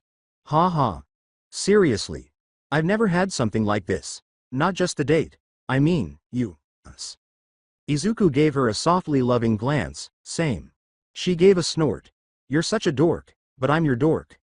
She grinned and then softened, saying, unfortunately, you scare me, sometimes. He blinked. What? Not in a bad way. You keep doing things I don't expect. Like stopping Nomu's claw with some shadow lightning ribbon nonsense. Or throwing yourself into the worst of it without flinching. Or letting me see all of it without pulling away. Izuku put down his chopsticks. You let me see all of you too. Yeah, but I'm a lot. I know, he grinned and said. That's why I love you. Her face broke into a big, friendly smile. Okay, that one was smooth. You get points. Finally, he sighed, sounding mock relieved. I've been training my whole life for that compliment. After eating, they went outside once more in the soft, golden light of the early evening. With her hands behind her head, she questioned, where to now? Well, I figured we'd walk, but I think I owe you something first. He ducked a little. Rumi smiled. You know the rules, hero boy. With a sigh of satisfaction, she wrapped her arms tightly and hopped on his back. She said softly, "Thanks for today," after a brief pause. "I should be thanking you." She lowered her voice to a whisper. "No, seriously. I needed this. I needed you." He clamped down harder on her legs. "Always." Together, they left, disappearing into the city's soft murmur. Two children recuperating from a conflict, holding on to reality in a world that never stopped whirling. The peaceful residential streets were covered in a warm, golden haze as the sun had sunk low behind the rooftops. They had been strolling for some time, chatting about everything and nothing, laughing and making jokes as usual. Still lying on his back, Rumi rested her chin on his shoulder and played absently with a lock of his hair. Her voice was soft against his ear as she asked, "You ever think about how weird this is?" Izuku smiled and asked, "What part? The world-saving stuff? Or the part where you never walk?" Her breath was warm against his skin as she laughed softly. "The fact that we actually get moments like this, after everything." As they arrived at a small park close to the district's edge, he nodded and slowed. "Empty. Keep quiet. Private." A breeze was blowing through the trees, stirring the leaves above them, and the air had become cooler. Sliding off his back, Rumi stretched. "Let's sit." They sat down on a bench beneath a sakura tree, which had just finished blooming. There was something heavy in the silence between them, but it wasn't awkward. Expectation. With her borrowed hoodie riding up just enough to reveal more of those toned thighs, Rumi leaned back and crossed one leg over the other. She smirked when she saw Izuku staring. "Eyes up, hero." "I wasn't hiding it," he said with ease as his gaze returned to hers. "I know." The pause was charged. Her words, "You're different," came out of nowhere. "Ever since the USJ." Izuku turned to look. "You mean the shadow whip thing?" She leaned in and said, "That too. But it's more than that. You feel more grounded. Solid. Like something in you clicked." He didn't flinch when he looked into her eyes. "It did. I almost lost you. That changed things." She took a while to answer. Simply glanced at him. Then she moved slightly nearer. They were close enough to touch knees. She spoke in a softer tone. "You know I don't do soft. I don't do slow, but..." Without hesitation, Izuku's hand touched hers. "But with you?" She muttered, "I want to try." He looked in her direction. "You're not alone in that." The next instant came slowly, suddenly. Her fingers curled into the front of his hoodie as she leaned in first. He reached out to her. The kiss began gently. "Be cautious." Testing. Then she tightened her hold. He drew her in. After that, it stopped being cautious. As if they had been waiting for this moment for ages, the world vanished as they shared a kiss. Her hands were on his shoulders and in his hair, drawing him in. He grounded her with firm, steady hands that slid to her waist. With her knees on either side of his thighs, she straddled his lap on the bench without thinking twice and continued to kiss him. Heat poured off her skin as she pressed against him, his hoodie, bunching up. Izuku took his time. He moved confidently and precisely, allowing her to set the pace while he intensified his own with each beat. A moment before her lips parted, she muttered, "You're not exactly innocent, you know." He whispered, "I've been studying," against her neck. When his breath touched her skin, she shivered and laughed. She lowered her voice a little. "Rougher. And what's the next lesson, hero?" His hand moved up to the nape of her neck and along the curve of her back. Deeper, hungrier, he drew her into another kiss. "Whatever you're ready for." The way she kissed him again, hard enough to cause bruises, was her response. Unnoticed time went by. After a while they separated, their faces flushed, their hair tousled, and their breathing became more labored. With her eyes closed, Rumi pressed her forehead against his. "That was more than I expected." He brushed her cheek with his thumb and said, "Good more?" She opened her smoldering, red eyes and said, "The best kind. But if we go any further here, someone's gonna call the cops." His hands were still firmly gripping her as he laughed. "I wouldn't let them take you." Still in his lap, she leaned back and said, "You better not. This is mine now." "I know," he replied. "It always was." They could still feel the heat behind their cheeks and the buzz beneath their skin from the kiss. On the park bench, Rumi was still straddling Izuku's lap with her arms around his shoulders and her head resting against his chest. The world was now painted in dusky amber as the sun had completely sunk below the horizon. For a time, neither of them moved. "I guess that makes this the best first date ever," she said, half lidding her eyes. "I don't really have anything to compare it to," Izuku remarked, putting her lips to her temple, "but yeah, I'm pretty sure it's unbeatable." Damn right, she nuzzled into him in a whisper. We're keeping this one in the Hall of Fame. She finally stretched a little, letting out a loud sigh as she withdrew from his chest while remaining on his lap. Reluctantly, she muttered, we should go back. He grinned and said, yeah, but don't think for a second I'm letting you walk. Rumi smiled. Hero boy, you spoil me. He knelt down once more, without asking, and she practically fell onto his back, her limbs secure but loose. Comfortable? She purred into his ear, until you put me down, I won't get off. That's not helping, he muttered, coughing softly, as he stood completely upright and adjusted his hold on her thighs. She gave a somber laugh, not trying to help. It was a quiet walk, with the occasional streetlight illuminating their path with warm glows. Izuku's boots crunched gently against the sidewalk. Under them, his shadow was tall and long, and with each step, Rumi's ears swayed softly. After a few blocks, she said, today was good, in a softer voice. It was, he concurred. I needed this, he gave a nod. A bakery was closed when they passed it. A couple taking their dog for a walk. The quiet of a city coming to an end. She questioned, do you ever think about the future? He tried to catch her expression by looking over his shoulder. You mean after UA? I mean, she said hesitantly. After all of it. Hero work. Missions. Quirk evolution. The danger. What's left when the noise dies down? He remained silent for a while. Afterwards, I think about it more than I admit, especially lately.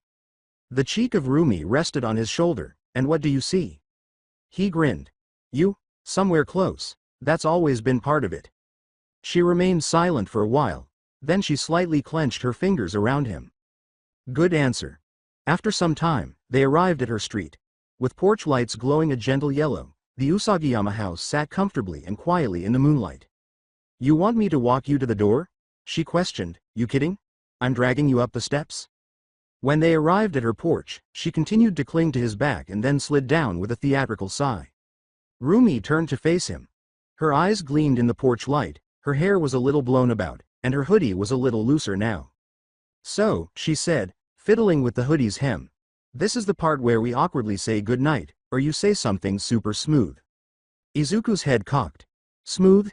Yeah, like, can't wait to do this again, or, you've ruined me for other girls forever, that kinda stuff. He moved forward and used one hand to cup her face. You know I don't need to say it. This time, her smile was gentle. Actual. A unique weakness that shines through the sass. I know. Slower this time, they shared another kiss, softer. Don't hurry. No stress. Only them. With a sigh, Rumi withdrew, her ears lightly flicking. I'm gonna dream about that bench. Izuku laughed, me too. She took a step back toward the door and stopped, her hand resting on the handle. I'll see you tomorrow, he said, you'd better, and retreated down the stairs. She smiled. Good night, hero boy. Night, bunny queen. She crept in. Izuku continued to stand there, grinning to himself. Then, with the stars overhead and a bright glow in his chest, he turned and walked away into the silence. Early morning at Midoriya House. Izuku's first impression was of the soft hum of birds outside the window. Then the pain. Beneath his blanket, he stirred slowly, his joints creaking just enough to remind him that only 2 days before, he had faced a monster that was almost immortal. Not just his physical body was healing. He felt a weight inside of him, but more lucid, as if a compass were at last pointing in the correct direction. Reaching for his phone, he turned onto his side. 7:12 a.m. Rumi sent 3 texts. Queen Bunny, are you awake? Bunny Queen. I have achy legs. Later, carry me once more. Bunny Queen. I apologize for the bench as well. He chuckled to himself before sending a straightforward response. Izuku. I'm also not sorry, however, I'm still in pain, so perhaps we should trade places today. A buzzing notification sounded as he put the phone down. Breaking news. This evening at 6 p.m., All Might will host an unexpected press conference, unknown subject. Izuku straightened his posture. He's doing it. He knew what this was about somehow, even without specifics. Damage control wasn't the only goal. A shift was about to begin. Other places across town, Asui House. Sue was drinking hot tea at the kitchen table as her younger siblings fought over a board game nearby. She was silent, observing the steam rising from her cup with contemplative eyes. Her family was secure. It was quiet in her house, However, the vision of Aizawa's shattered body and Nomu's howl continued to float behind her eyes. Ribbit, in her journal, she wrote a brief note. Reaction time in aquatic environments needs to be practiced. Keep an eye out for team disarray. Make vocal coordination your top priority. Unconsciously, she flicked her tongue. Next time, she muttered, I'll be faster. The Yayorozu estate Momo was sitting in her private library with a stack of supporting and legal documents next to her and a blanket around her shoulders. Her tea was cold. She had spent the last 10 minutes gazing at the picture on her phone. Just after the battle was over, Mina took this picture of Izuku and Rumi standing together, both of them exhausted and bruised, holding hands as if they were the only two people still alive. Momo was not envious of them. She thought they were admirable. In her notes, she annotated the following page. Reinforcement of costumes. Strange limiters on overexertion. Panels for stress dispersal. After that, she grabbed her phone and started typing a question to her support designer. Bakugo house for the third time that morning, Katsuki was in the backyard, destroying a training dummy. Boom. Boom. Boom. His fists splintered through steel and reinforced rubber, and sweat trickled from his jawline. Kurogiri had slipped from his grasp, he recalled. Deku's battle with that monster had waited for the arrival of All Might. All Might's appearance after slamming that monster into the air. Damn it, he struck once more. Household of Todoroki. Shoto sat with his bare feet in the water, half-lidded, on the edge of a koi pond in his courtyard. Regarding USJ, his father had remained silent, had not even descended the stairs. It was all right. Shoto was not looking for his blessing. Despite the confusion, he could still clearly hear Midoriya's voice in his mind. You all have to make it through. I demand it. That stayed with him. More than any Endeavor command ever had. The room of Hagakure Toru was sprawled out on her bed, frantically texting Jiro, Mina, Denki, and Kirishima in a group chat. Toru. All right. Let's get down to business. Did you guys see Rumi and Izuku? A full-on battle couple, perhaps? Mina. Correct.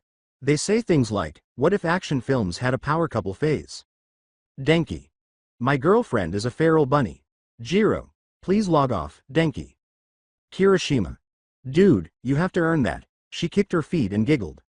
She was still haunted by the horror of the USJ, but she found solace in laughter. The connection was helpful. Returning to the Midoriya residence in Izuku. At last, he got out of bed and stretched his tense back. His mother glanced around the room. Breakfast is almost ready, sweetie. He gave her a smile. Thanks, Mom. After nodding, she paused. Are you okay? He looked her in the eye. I'm getting there. Early afternoon at the Midoriya residence, it was a rhythmically light knock on the door rather than a loud one. Izuku opened it, a tiny smile already starting to appear, right on time. Rumi stood with her arms folded and her ears perking up and down. She wore the same borrowed hoodie from yesterday. His hoodie, along with faded denim shorts and a black tank top.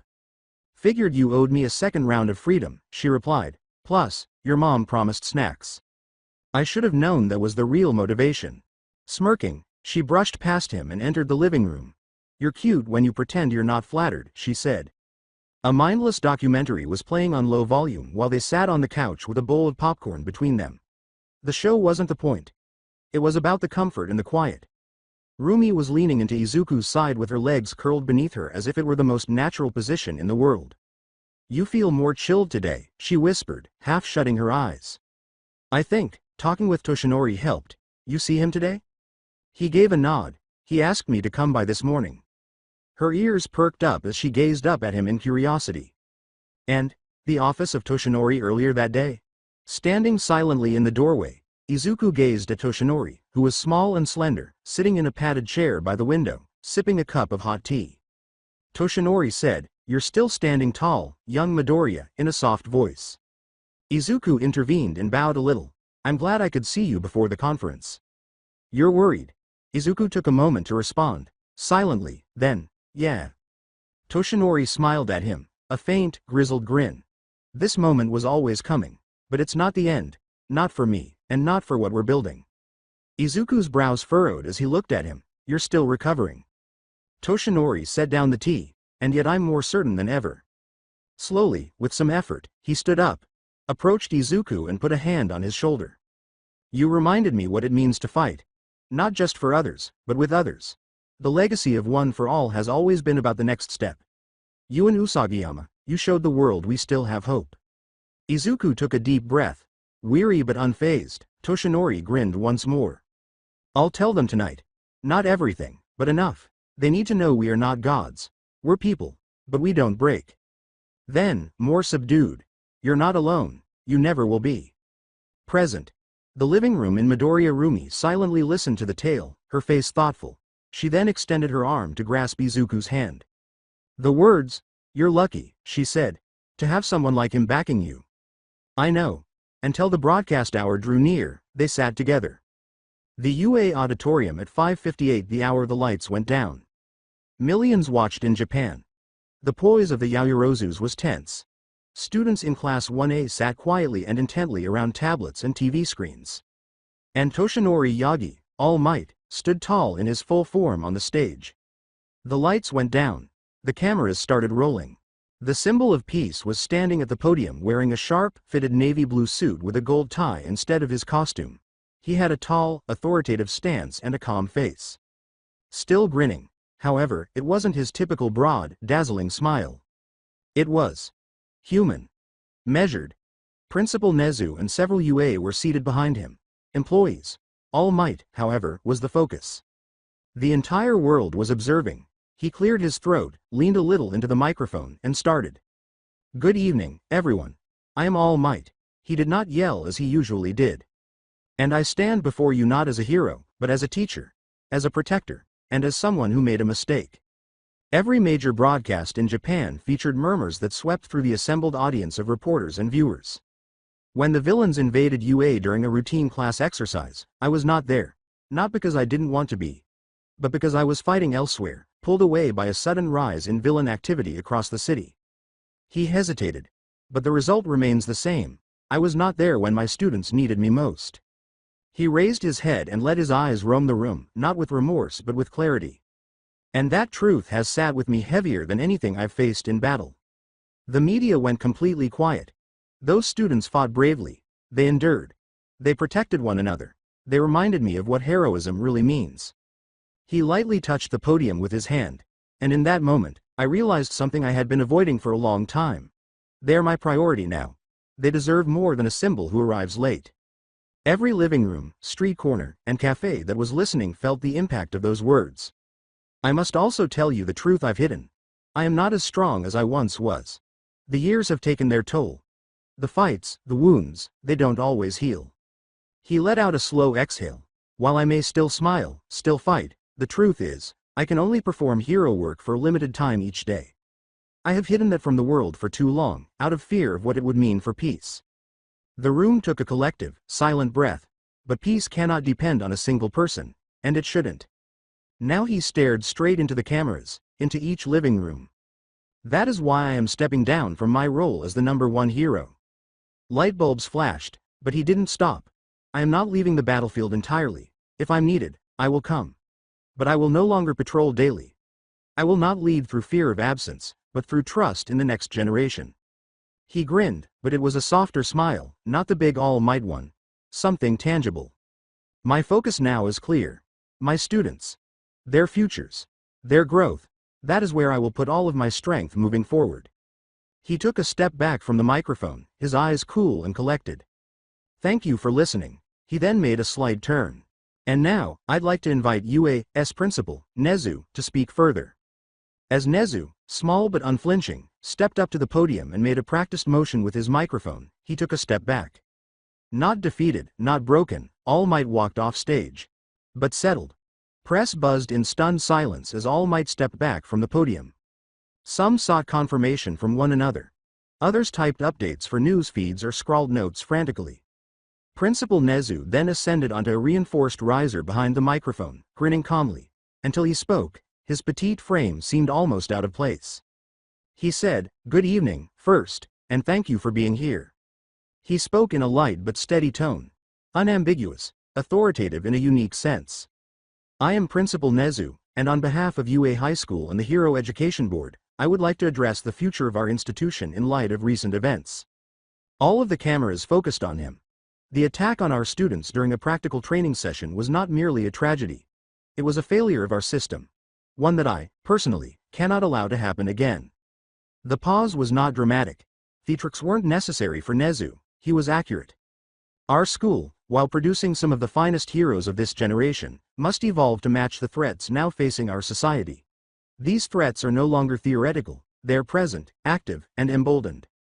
He stood on his toes and clasped his small paws together. As such, UA will be implementing a full-scale dormitory system starting this academic year. There were gasps and whispers throughout the press room. Nezu went on in an unflinching tone. This is not just a response to one incident. It is a proactive, long-term reform aimed at maximizing student safety, cultivating unity, and ensuring immediate access to staff protection at all times. Faculty members Vlad King, Midnight, and Cementos stood firmly behind him, signifying complete support. Nezu continued, "We will also begin personal outreach to every student's parent or guardian to explain this shift in full. Our faculty, myself included, will be visiting homes to answer questions, address concerns, and build transparency." He gave a soft smile, "Because we understand. These are your children, and trust must be earned." The audience raised a hand. "Yes, you there, second row?" One of the reporters got up. "Mr. Principal, some say UA has become a target now. Are you not worried that concentrating your students in one place is an even greater risk?" Nezu said, "A fair question," and nodded. "And one I considered very seriously. The dorms will not simply be housing. They will be fortified, monitored, and supported by round-the-clock pro-hero security and detection systems. I would argue that having students spread across the city without support poses a far greater risk in times of emergency." An additional hand. "Is this a permanent decision?" "For the foreseeable future, yes," Nezu said in response. "We will review it regularly, of course. But the world is changing faster than our systems, and we must keep pace." "Will students or their families be allowed to opt out?" asked a third reporter. Should a family decline participation, Nezu clarified, "We will work with them to ensure alternate arrangements are in place. But our goal is to reassure, not coerce." "How are the students responding to this news?" is the last query. Nezu laughed quietly. "I think they'll have a lot to say, and we'll listen." He inclined his head a little. "Thank you for your time. We understand your concerns. And we hope you'll allow us to prove, not just in words, but in action, that your trust is well placed." Later that evening, throughout Japan everywhere, conference clips were played back. All Might is resigning. Nezu introducing the system of dorms. Shock, admiration, and skepticism were the mixed reactions, but nobody could ignore it. The UA was evolving. Dependency on a single hero was coming to an end. And the world was about to witness the rise of a new generation. The following day morning at Midoriya residence. Despite the warm air and sunlight coming through the curtains, the room was more tense than the quiet morning would indicate. Wearing a crisp black blazer and spotless dress shirt, All Might stood erect in front of the coffee table, his normally commanding presence subdued to a more subdued level. He bowed his head slightly in Inko Midoriya's direction and said, "I appreciate you meeting with me today. I know this is sudden, but it's important." With her son Izuku sitting right next to her, Inko sat across from him with her hands folded neatly in her lap. Even though she appeared to be at ease, her jaw was tense, a sign of anxiety that only mothers could effectively conceal. "This is because of the villains, isn't it?" she said slowly, referring to the proposed dorm. All Might gave a nod. "Yes, but not just because of them. We've realized that training strong heroes isn't enough. We need to ensure their safety. Proximity to staff, secure facilities, rapid response. The dorms allow us to provide all three." She glanced at Izuku, who steadied herself quietly in return. He did not recoil, didn't minimize. Even in this instance, his development was evident in the composed way he assisted her. She said, "You'll be there too?" All Might gave another nod. "Every day." There was a brief period of silence. Finally, gently, "I trust you. I always have. Just, don't let him carry everything alone." "I won't," he said firmly. She extended her hand and gave her son a squeeze. "Then yes. I'll sign whatever needs signing. Just keep him safe." Izuku gave a small smile. "Thanks, Mom." Usagiyama house in the late hours with dramatic slowness. The door creaked open to reveal Madoka Usagiyama, who didn't look like the grandmother of one of UA's most combative first-year students, but rather like she would have looked on the cover of a fashion magazine. She swept her silver hair over her shoulder. There was a slight shimmer in her emerald house robe. She raised an eyebrow when Aizawa appeared, bruised, bandaged, and leaning on a black cane. Brightly, she remarked, "Well, you look like 7 shades of hell." Aizawa said, "I've been worse," in a gravelly but steady voice. Rumi was already moaning as she sat at the kitchen bar. "Please don't make this worse, Grandma." With a smile, Madoka led Aizawa inside. Come in, come in. Don't bleed on the rug." As Aizawa described the dorm initiative, the conversation slowed down. At first, Rumi sat quietly, observing the exchange with a reserved look. Aizawa asserted, "It's not just a safety net, it's a foundation. A new system. Where students like your granddaughter aren't just trained, but protected. Constantly." Madoka took a contemplative sip of her tea. "And who'll be watching over them?" "I will. Along with several others, including All Might." Madoka blinked. "Huh.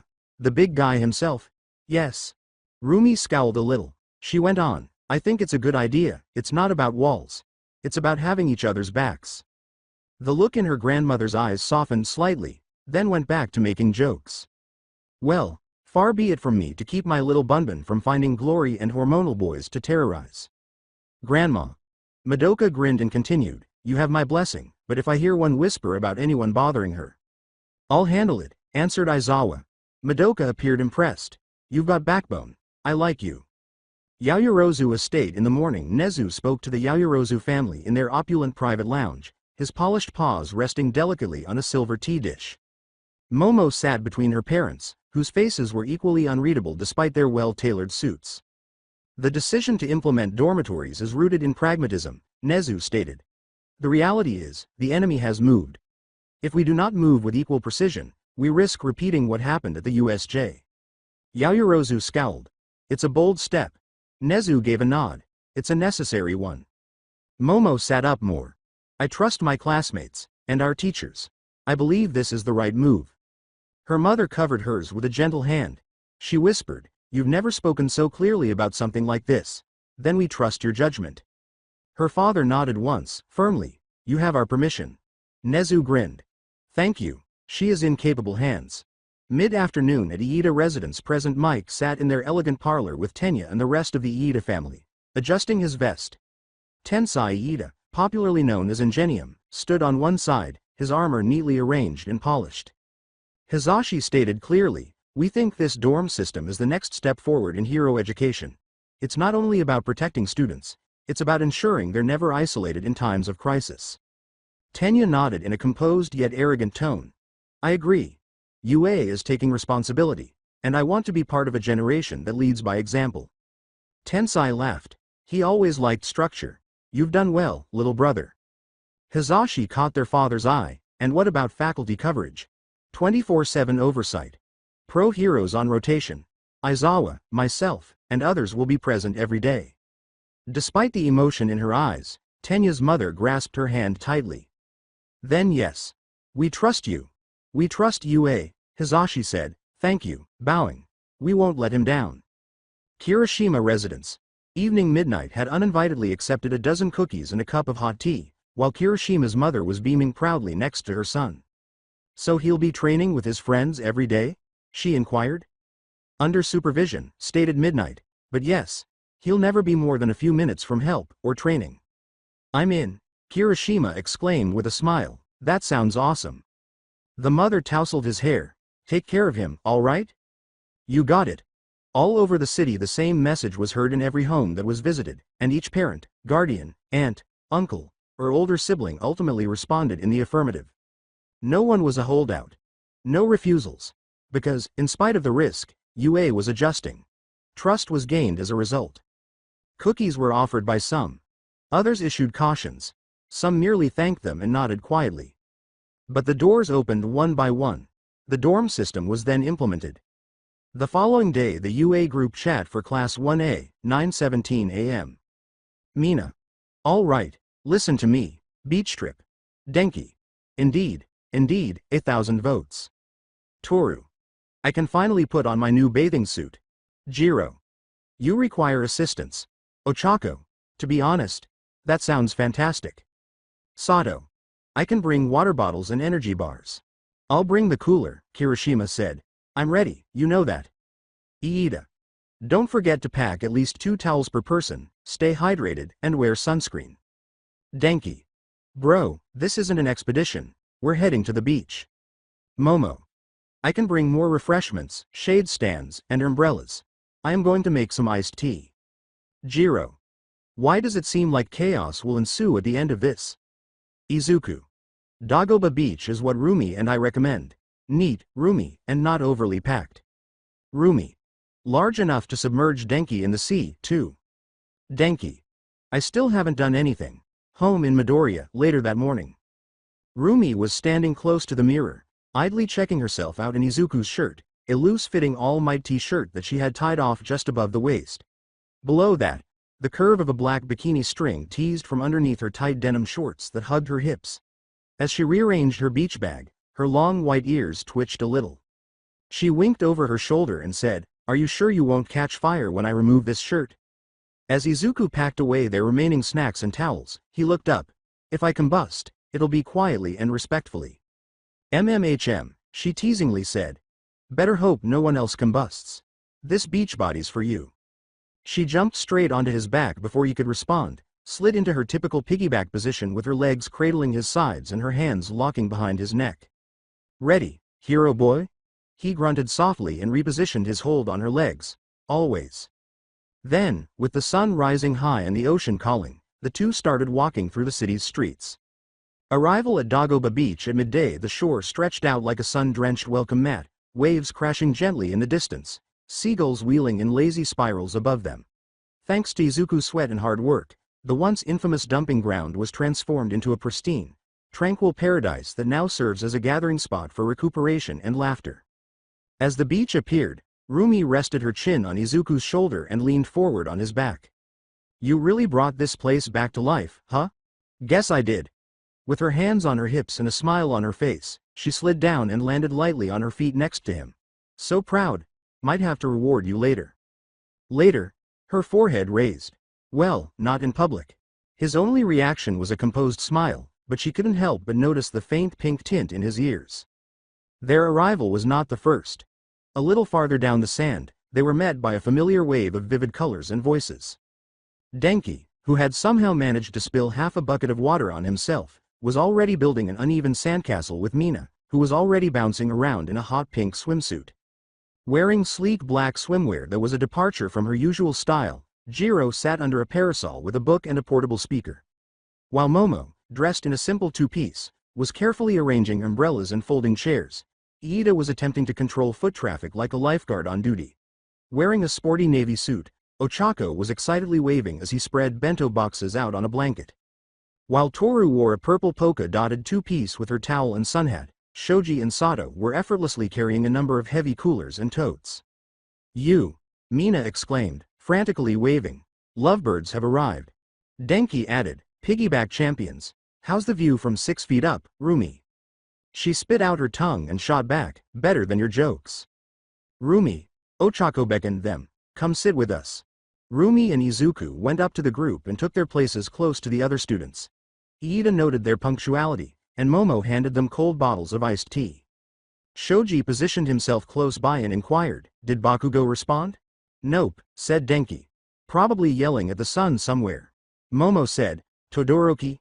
Jiro confirmed, politely said no, as he turned the page. Not really the group hang type. Rumi hummed as she stretched, flicking her ears once. "Their loss. Day like this. You'd be crazy not to be here." Without a ceremony, she pulled off her shirt to reveal a full, sleek black bikini underneath. It didn't have to be ostentatious. The cut and fit caused enough harm. Izuku gave a single blink. Rumi managed to catch it. "You're staring." Calmly, "I said I wouldn't combust. After saying that, didn't say I was blind." Mina smiled and leaned over to Ochako, whispering, "That boy has self-control like granite." Whispering back, "He's just used to it," Ochako said. "Rumi's like that every day." Class 1A created their own little beach paradise, complete with music, umbrellas, and rolled-out towels. Calmly, the waves brushed the beach. The sun was shining brightly. And they weren't fighting, training, or surviving for the first time in what seemed like weeks. They were simply acting like children, heroes in the making. Just friends with sand underfoot for the time being. As the sun rose higher, The day's heat settled in beautifully, illuminating the water's surface with a golden sheen. Class 1A settled down on the sand as the waves rolled rhythmically onto the shore, the stress of the previous days dissipating in the sunlight like ice. Before Shoji caught them in midair like a silent ninja, a gentle breeze blew up, fluttering towels and kicking a couple of paper plates toward the water. Already knee-deep in the waves, Rumi tossed her hair back, letting the sunlight catch the droplets. Whistling sharply, she gestured to Izuku, who was still assisting Ochako in adjusting the picnic blanket's edge. "You coming in or do I gotta drag you?" He returned the call, saying, "You could say please." Her smile got bigger. "I could, but where's the fun in that?"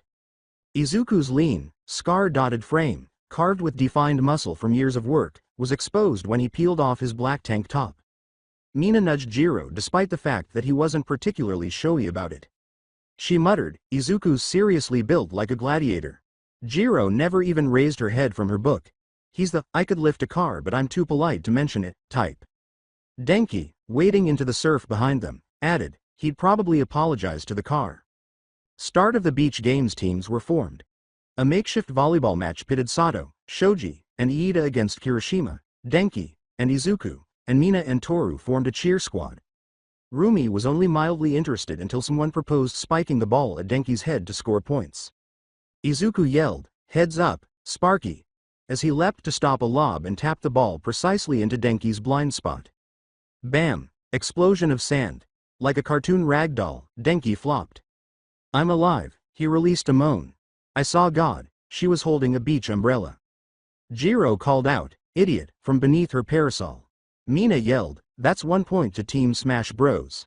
As the game came to an end, Rumi leaned against Izuku, her damp hair clinging to his shoulder. She observed, "You're not holding back." "Trying not to," she remarked nonchalantly, "you look good when you're cutting loose." He retorted, "I look good when I'm carrying you too." She gave a snort. "Touché, cool off duration." The crew went back to the shade for food, drink, and music after the game. While Momo opened a cooler filled with fresh fruit and bottled tea, Ochako distributed triangle-cut sandwiches. Suddenly, with her arms extended over her head and her tail twitching languidly, Rumi reclined in Izuku's lap. He asked, ignoring her bangs, "You comfy? MMHM. Might nap right here." "You'll burn. Then protect me, shield boy." He smiled and shook his head while covering her torso with a towel and caressing her ear absently in between mouthfuls of his sandwich. While Denki used his special ability to charge Jiro's waterproof speaker for Mina's playlist, Kirishima and Shoji attempted to skip rocks into the tide. Everybody laughed when Toru continued to leave flip-flop footprints where they believed the sand to be clear. Iida made an effort to mandate a hydration break. Nobody paid attention. Nevertheless, he distributed water bottles. Ocean-related mischief. The water eventually summoned them all back. Mina had to physically drag Jiro inside after she refused to go in, and both girls screamed as a large wave swept past them. Jiro blurted out, "I will end you," in between breaths. Mina laughed and swam away like a pink torpedo, saying, "You'll have to catch me first." Rumi had persuaded Izuku to accompany her into deeper waters in the interim. Like a shark, she swam around him, dipping under the surface and grazing his leg before emerging in front of him with a sly smile. "I should have known you were a menace in the water too." With pride, she declared, "I'm a menace everywhere, you love it." "I do." It was straightforward, accurate, and delivered so evenly that Rumi hesitated for a split second before being drawn in by the waistband of his shorts. "You're lucky I'm not dragging you under and kissing you senseless. You could just kiss me above water," he said coolly while he held her waist. She grinned and leaned closer, their lips meeting gently at first, then more firmly, as though it had been days instead of hours since they had last shared a kiss. Mina called, "All right, lovebirds, no drowning each other. Let them kiss," added Toru. Ochako grinned and added, "Just keep it PG." With twin chuckles, they separated, pressing their foreheads together before slipping away to rejoin the mayhem. Late afternoon. Getting settled. Bags were half-packed, towels were drying, and Mina had used her foot to draw a huge Class 1A doodle in the sand before Shoji stealthily snapped a picture of it to preserve. Today was perfect, Ochako remarked as she curled up beneath her umbrella, shielding her face with her sun hat. "It really was," as Momo concurred, "we needed this." Denki groaned and fell back onto his towel. "I'm gonna be sore in, like, 5 minutes. Jiro whispered, "That's because you flopped during every game." Dramatically, he put it right. There's a difference. After checking his phone, Iida stood up. We should begin heading back soon. It's nearing evening, and some of us still need to pack. Before Izuku could even make an offer, Rumi clambered back onto his back. Carry me, beach hero. Adjusting his towel over his shoulder, he grinned. You've been active all day. Battle high's wearing off, huh? She conceded, a little, as she put her cheek on his shoulder, but mostly, I just like the view from up here. The group walked together as the sun started to bleed across the sky, their feet sinking into warm dunes for the final time as they left the sand behind. Class 1A was no longer just a group of classmates. They were one. A household. They took the first concrete steps toward the next chapter as the sea breeze subsided, prepared for whatever lay ahead. Musutafu was bathed in the gentle evening light. The rustle of wind through broken windows and the hum of cicadas replaced the warm buzz of summer in the streets. Class 1A students were packing up their lives in homes all over the city, preparing to exchange their comfortable familiar surroundings for something new. Izuku's room in the Midoriya house, the tiny bedroom, was filled with the sound of moving boxes. Izuku was standing in the center of the area that had served as his haven since he was a young boy. The walls were still covered in posters of All Might and other professional heroes, but most of them were now curling at the edges from years of exposure to the sun and adoration. In his hand he carried a miniature figure of All Might. It was among the first things he ever purchased. He left it out of the duffel bag on his bed. He placed it gently on the bookshelf instead. He carefully selected a small number of figures, notebooks, and memorabilia to bring with him as he organized his collection box by box. The remainder he left behind was preserved and neatly displayed. He whispered, "I'm not leaving you," to the shelf. "I'm just taking the next step." Then he zipped the duffel closed. Only his oddball journal, some training equipment, some clothes, and a little framed photo of him and his mother. Now he only needed that. Inko Midoriya was in the kitchen watching her son fasten his duffel bag's strap and put on his hoodie. "You sure you're all packed?" He gave a nod. "All set." He instantly melted into her warm embrace as she moved forward to embrace him. Whispering, "You're doing so well, sweetie," she said, "so strong." "I've got great people around me," said the man, "and I'll come home, a lot." "You better," she said with a sniff. Izuku gave her a gentle smile and a cheek kiss. "Going to Rumi's for a bit," she said. "Tell her to send me pictures," and waved as he entered the dusk. Evening at Usagiyama residence. The smell of tea and warmth filled the apartment. With practiced efficiency, Rumi stuffed a last pair of shorts into her duffel while sitting on the floor close to it. The top was already lined with protein bars and a set of resistance bands. Madoka was reading a fashion magazine while lounging on the couch across from her, one leg folded over the other. Without raising her gaze, she inquired, "You packed your favorite jacket, right?" "Yeah. The one that says, 'I win or I break the damn wall,' on the back." Rumi gave a snort. "You put that on there. I stand by it." The doorbell rang. Madoka sang, "Speak of the devil." Izuku was standing there when Rumi opened the door, his hoodie slightly blown, his duffel over his shoulder, and that same serene expression on his face. She questioned, "You done?" He gave a nod. "Left most of my collection behind." "Did it hurt?" "A little." She grabbed his hand and dragged him in. "Good, growth should." Madoka saluted Izuku with both fingers. "Hey, tree boy. Stealing my granddaughter away again?" When he said, "Only until move in, see that you do." Later, in Rumi's room with the gentle hum of music playing in the background, they leaned against her bed and sat together on the floor. With her head resting on his shoulder, Rumi's ears were twitching languidly every few seconds. Beside them was a cup of tea that had not yet been finished. "You nervous?" she inquired. "No," he replied honestly, "just a little reflective." "About leaving things behind." She remained silent for a while before turning to face him. "You're not leaving anything that matters," she responded. "The real important stuff? You carry it with you." He extended his hand and gently traced the curve of her ear. "And I carry you too, huh?" she said. "Damn right you do," as she leaned closer, "every day." After that, they didn't have much more to say. With two hearts steady in rhythm, the night settled softly around them, ready to start a new chapter in their relationship. Bakugo House. Late night. The backyard was illuminated like a battlefield by the boom of an explosion. Standing shirtless and growling, with perspiration dripping down his arms, Bakugo Katsuki delivered another concussive blast in the direction of the wall his mother had long since reinforced with thick plating, just for times like this. Boom. With a shout from the kitchen window, Mitsuki Bakugo said, You better not blow up the neighbor's stupid car again. Bakugo roared back, tell him not to park so close to my side of the fence. You don't own the sidewalk, you little warhead. Bakugo panted, his palms still smoldering, and he huffed. He had a tight, frustrated expression. Something else, not just the argument.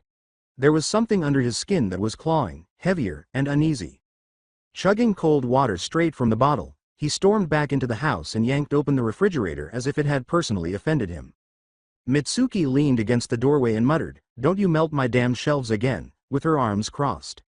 With his breath still hot, Bakugo slammed the bottle down. Those extras better not piss me off in the dorms. Flatly, they will, she said. TCH, you gonna blow your room up? Only if it deserves it. Mitsuki looked at him intently. You ain't scared, are you? He became agitated. Huh? What the hell kinda stupid question. She grinned. That's what I thought. With a frown, he took his duffel bag from the counter and remained silent. Crumpled uniforms, a few energy bars, and a toothbrush stuffed between his gloves gave the impression that it had been packed with the same vigor he used in combat. You better not come back expelled. I won't. You better come back stronger. He gave her a sidelong glance. I will. Todoroki house, simultaneously. Large and eerily silent, the Todoroki estate was illuminated by far-off city lights. With his duffel tucked away next to him, Shoto Todoroki stood silently at the front door. Deeper in the compound, he heard the low, thunderous sound of Endeavor's roaring fire, but he didn't flinch. I was supposed to surpass him. Behind thick walls, flames raged, casting a faint orange glow over the entire house. Not be handed number one like some sympathy prize. Shoto remained motionless. He curled his fingers a little. He asked himself in a whisper, does it matter? He's still not the one I need to surpass. With a soft click, the door closed behind him, and he stepped out in silence, leaving Endeavor's rage behind. The Yayorozu estate, the air was filled with the aroma of polished wood and fresh tea. As she stood in her room, Momo Yayorozu went over her packing one last time. Observing the tidy rows of folded uniforms and labeled supplies, her mother silently intervened. You've thought of everything. Momo gave a nod. I hope so. With his hands behind his back, her father followed her inside. There's more to being a great hero than being prepared. Momo pivoted. I know. That's why I'm glad I won't be doing it alone. After exchanging a proud look, her parents gave her a rare but sincere hug. Her mother remarked, You're already making us proud.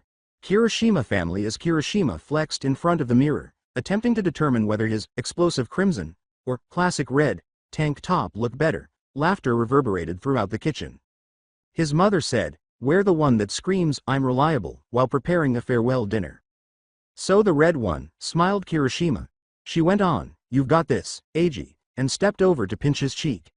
Keep that chin up and show the world your heart. Asui house. While her siblings leapt on the bed, Sue sat in her room with her duffel bag only partially packed. She laughed and resisted her youngest brother's attempt to take a towel away from her. I'm not leaving forever, she said. Her mother smiled softly as she leaned in the doorway. Just promise you'll call if you need anything. I promise. Ciro family. When his father threw him a tube of industrial strength tape, Ciro grinned and zipped up his bag. Just in case? Inquired Ciro. Just in case someone talks back. They both chuckled. The apartment of Shoji. Shoji bowed once to a framed picture of a mother and child while standing quietly in front of a tiny altar. Smiling, he said, I'll protect them. Like you would have. He lit a small incense stick. Jiro house. Her father was in tears, once more. Dad, I'm literally going to a dorm 10 minutes away. Then he cried, I don't care, my baby's moving. Jiro's mother simply gave her a pat on the back and gave her a brand new pair of guitar picks. For motivation, she grinned, thanks, Mom. The place of Toru. Her father winked dramatically and said, remember, they still blame me for that one. Don't draw faces in the fogged up mirrors at night. Toru laughed. You're such a menace, and proud of it. The estate of Aoyama. The silk scarf that hung around his collar was adjusted by Aoyama. Everything is packed, including my brilliance. Like they were in a theater, his parents applauded. You will shine brightest at the dorms. He gave a wink. Of course I will. The apartment of Ochako. Before she even zipped her bag, her parents gave her a firm embrace. Her mother whispered, You're going to do so well, sweetie. Her father said, Don't forget us little people, with tears in his eyes. Ochako smiled. I'll make you proud, then rich. The place of Denki, his mother said. You have your charger?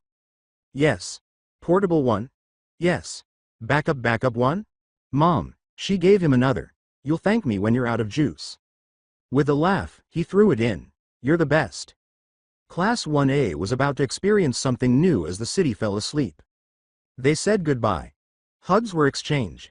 One final night filled with promises, teasing, laughter, and tears. They would enter UA tomorrow. Dorm life, however, they were still at home tonight. And it was important. The UA campus. Morning. It was one of those mornings when the future seemed endless. A sleek, 5-story structure near the back edge of campus was illuminated by sunlight streaming across the new pavement. It was surrounded by trees that provided a shield. By the front gate, a contemporary sign said, Heights Alliance.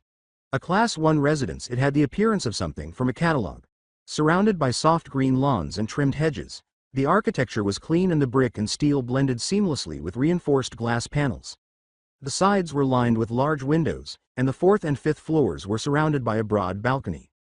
A printed roster and a brief note from Aizawa were on the door.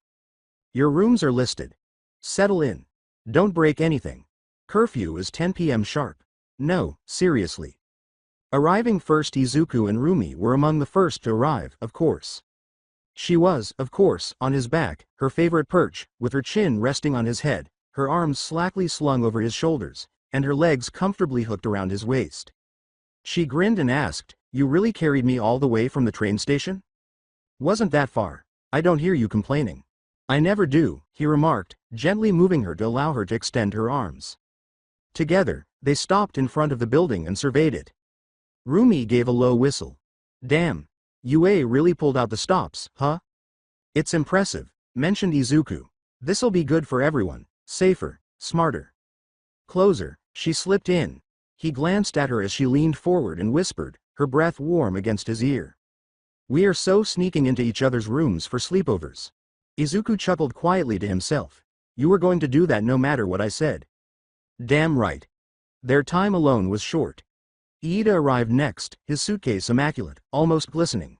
His shoulders were held rigid with nerves and pride, and a clipboard of expectations was tucked under one arm. Fascinating. Efficient layout, centralized entrance, visible camera system, very well thought out indeed. Rumi whispered, avoid exploding from excitement. I do not explode, I simply appreciate structure. Mina then arrived, toting 2-wheeled bags and, inexplicably, a beach umbrella on her back. This is so cool, dibs on the room with the best breeze. Jiro yelled, you can't call dibs, as she trailed behind with her guitar case. I did though, undib it. Ochako showed up with her mom's bento still in one arm and a duffel that was neatly packed. She gave the others a cheerful wave. This is so much nicer than I expected. I thought we'd get bunk beds. I would have thrived in bunk beds, Aoyama declared as he entered the room, his collar glistening. Denki and Kirishima arrived, both of them utterly failing at carrying the same box of weights. When Kirishima said, I said I had it, she laughed. Teamwork, bro. It's about synergy. You dropped it on my foot. Still counts. Momo rolled up in style, offering to help anyone organize and distributing extra reusable bags. Wearing flip-flops and a casual outfit, Toru hummed cheerfully as she floated past the gate, a glittering backpack bobbing beside her as always. Near the entrance, everyone gathered around the posted list. Room assignments. Rooms 101 to 110 for boys, rooms 201 to 210 for girls. Izuku looked at the page. Room 104. Rumi's eyes met hers. 204. She grinned more. That's deliciously convenient. Please knock. Just loud enough for him to hear. She leaned in close once more. Not a chance. The dormitory opened into a huge common space with beanbags, soft couches, a central fireplace, a mounted TV larger than a movie theater, and a foosball table that Kaminari was already inspecting. He yelled, Who's ready to lose? Sato said, You, probably, as he began to roll up his sleeves. The kitchen was well equipped, with several stovetops and cabinets marked for each student. Each shelf of the enormous refrigerator already had a name taped to it. Todoroki was the last to enter. After taking a long, slow look at the dorm, he silently made his way to the stairs. Don't destroy anything, Aizawa murmured, waving a bandaged arm before disappearing down the staff hallway to his own quarters. The pupils scattered rapidly. Kirishima threw Shoji a pull-up challenge right away. Mina began arranging the lounge's music corner. Jiro claimed a reading spot in the window. Toru was assisted by Ochako in hanging fairy lights from the stair railings. Momo gave the girls extra drawer organizers. After storming upstairs and slamming his door, Bakugo vanished from sight. Izuku returned to his room, opened his window, and carefully unpacked his journals, arranging them next to his desk. He could see that some of the others were already playing, laughing, and tossing a frisbee that someone had brought in the courtyard below. As Kaminari ran barefoot across the grass after him, he could hear Rumi shouting something at her. He grinned. Rumi sighed as she collapsed onto her mattress in her room, swishing her tail languidly across the covers. The sounds outside caused her ears to flicker, and a smile gradually appeared on her lips. It was this. Chaos, family, and closeness.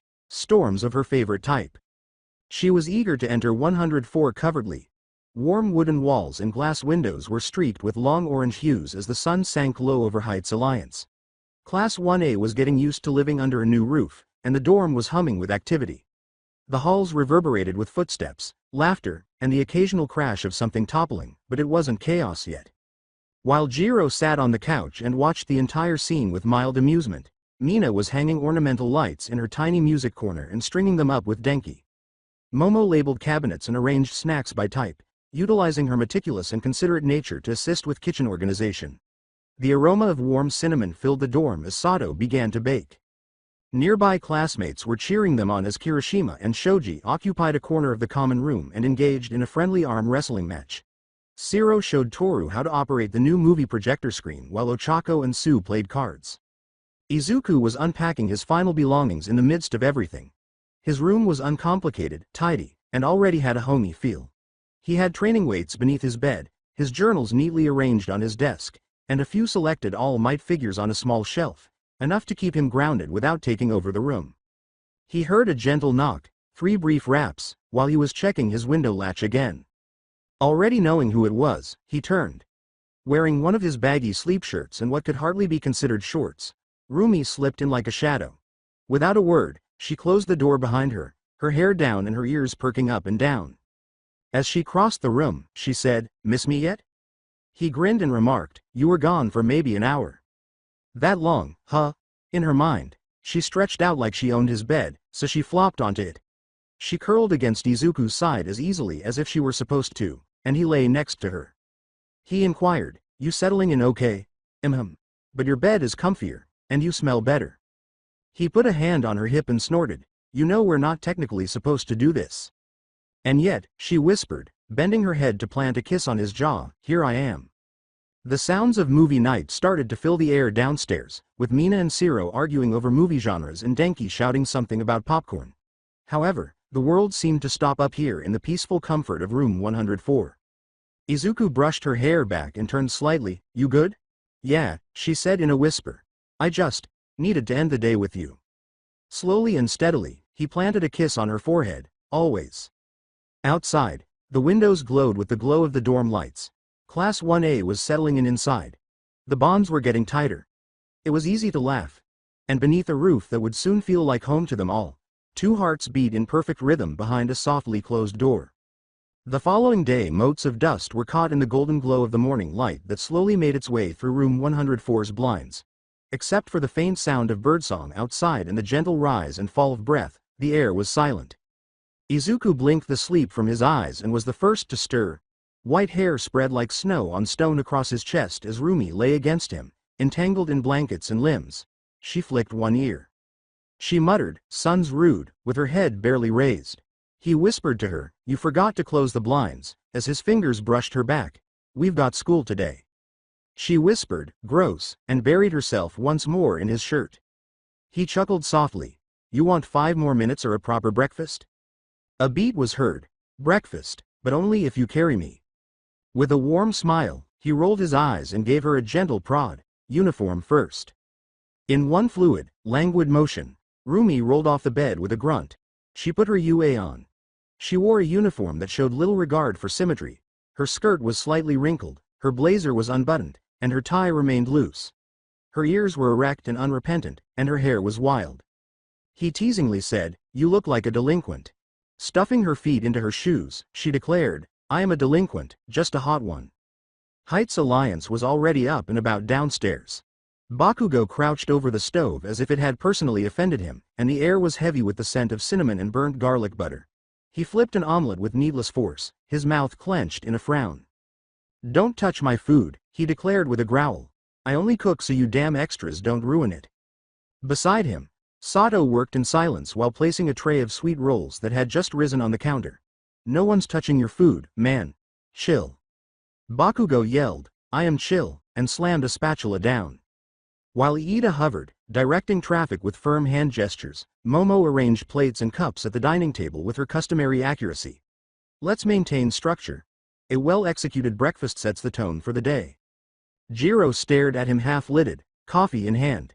It's eggs, Iida. Not a military op.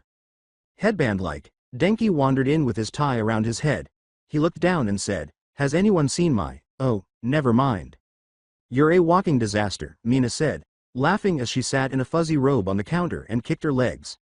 Hagakuri was standing next to her, casually setting out a fruit bowl. Denki declared, disaster with style, with pride, then threw a fork into the sink while sneezing. Zero rested on the armrest of the couch. You sneezed out your IQ again, huh? Ochako, still clutching a pillow, yawned as she entered the room. Someone point me to the cinnamon rolls. From behind her, Tsuyu declared, they're mine, her lips already encircling a smoothie straw. I called dibs 20 minutes ago.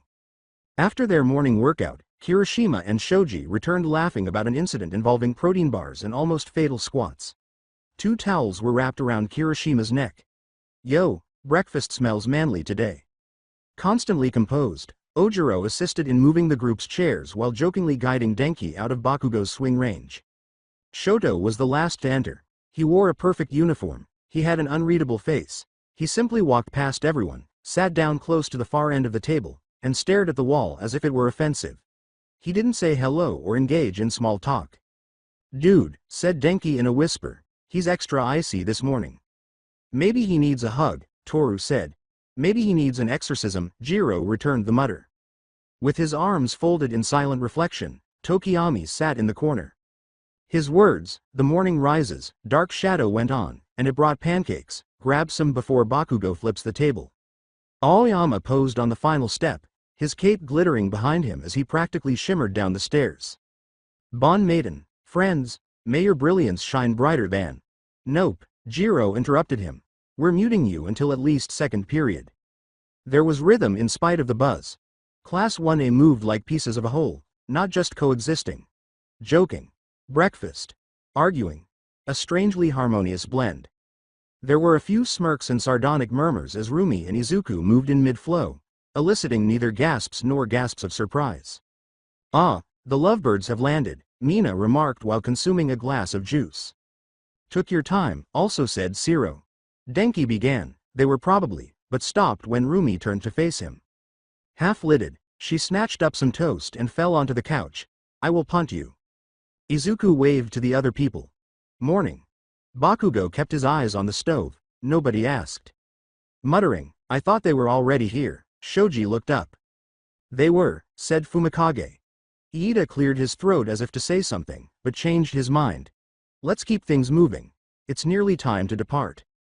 At that moment, Aizawa walked through the common area holding a travel mug while wearing a hoodie, sweatpants, and slippers.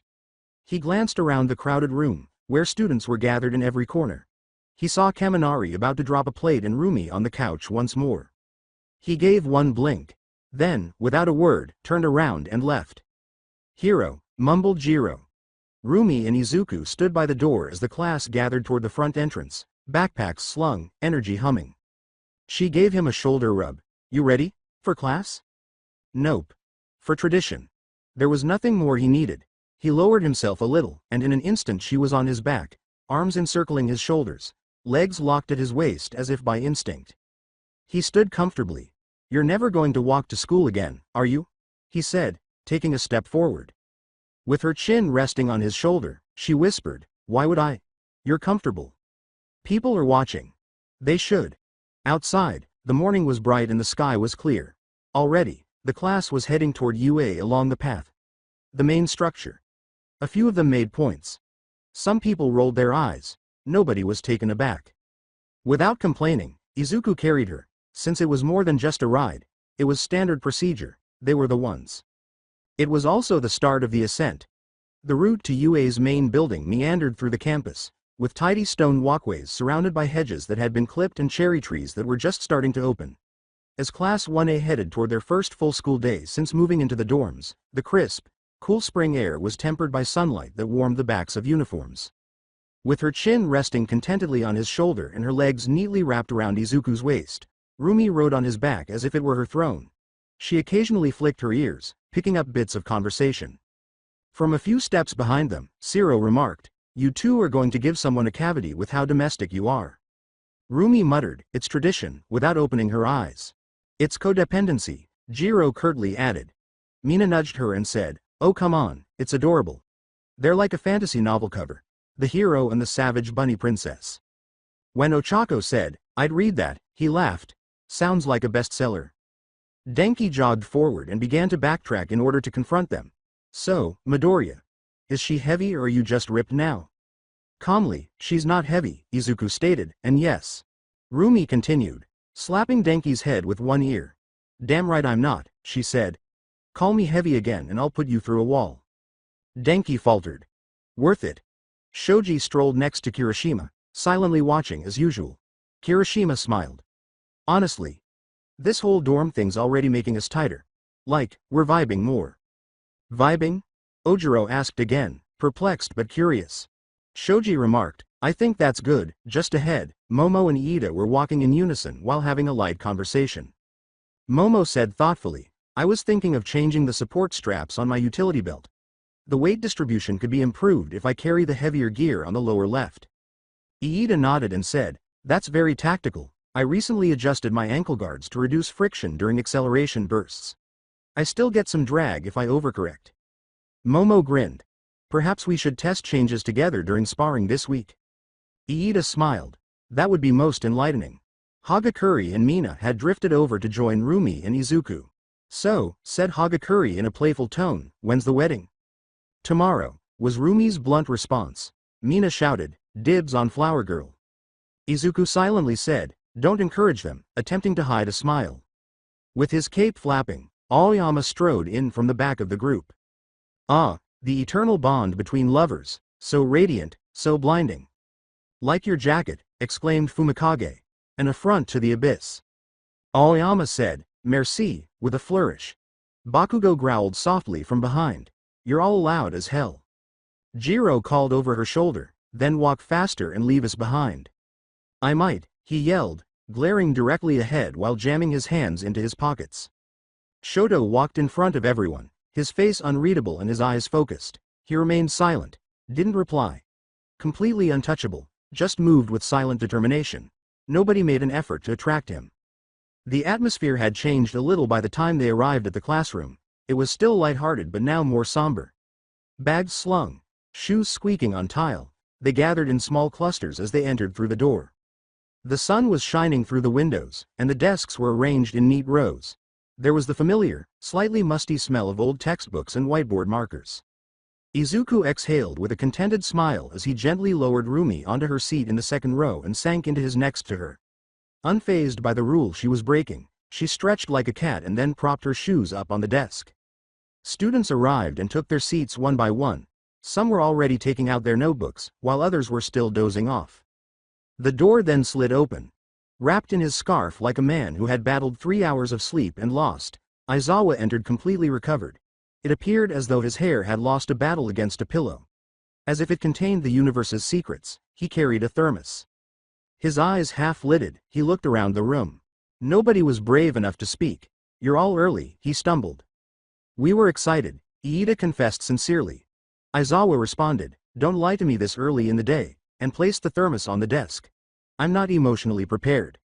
He shifted his attention to the whiteboard and began writing something in rough lines. Mina bent in Toru's direction. $10 he forgets we exist by second period. Toru muttered, "I don't think he remembered in the first place." Aizawa spun around without raising his gaze from his Joe. "I can still hear you." Dead silence. He took a sip. "Good, now let's begin."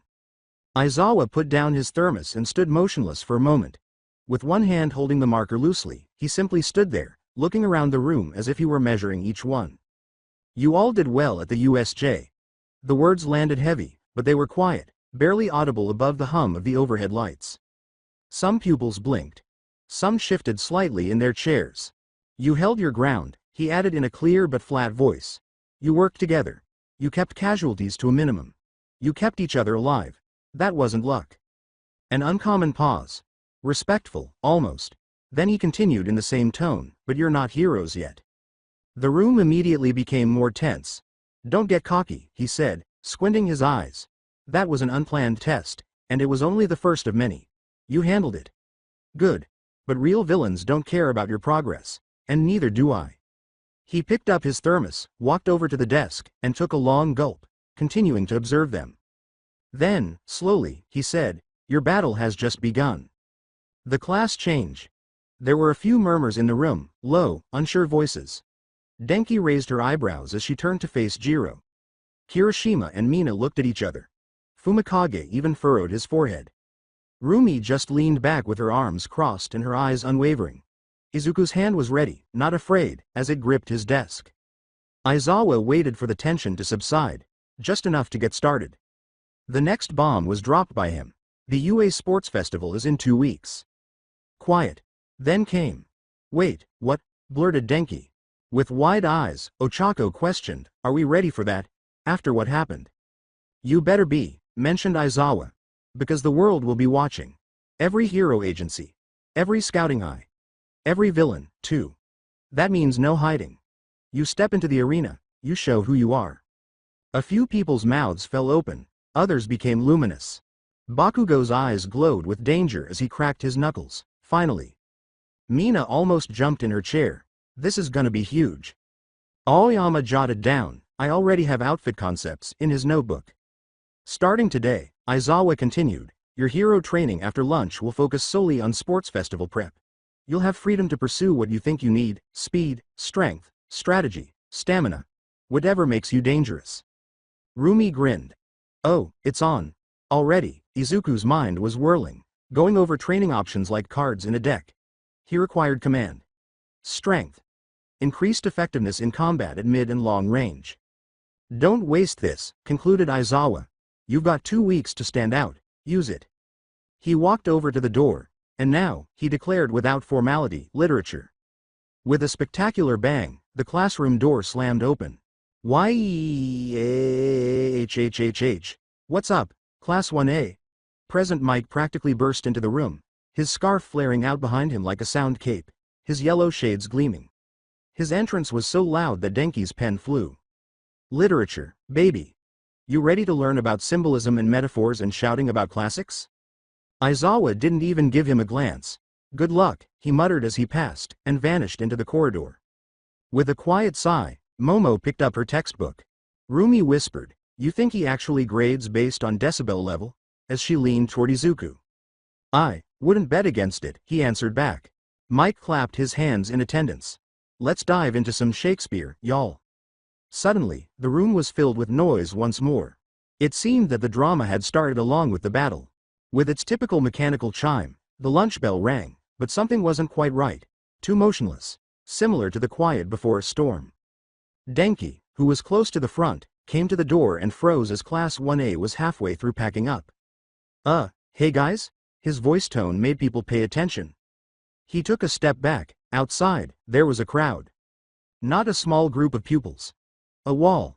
There were at least 24 faces, most of them clearly Hero Course students, but there were also older students, students from other first-year classes, second years, and children from support courses.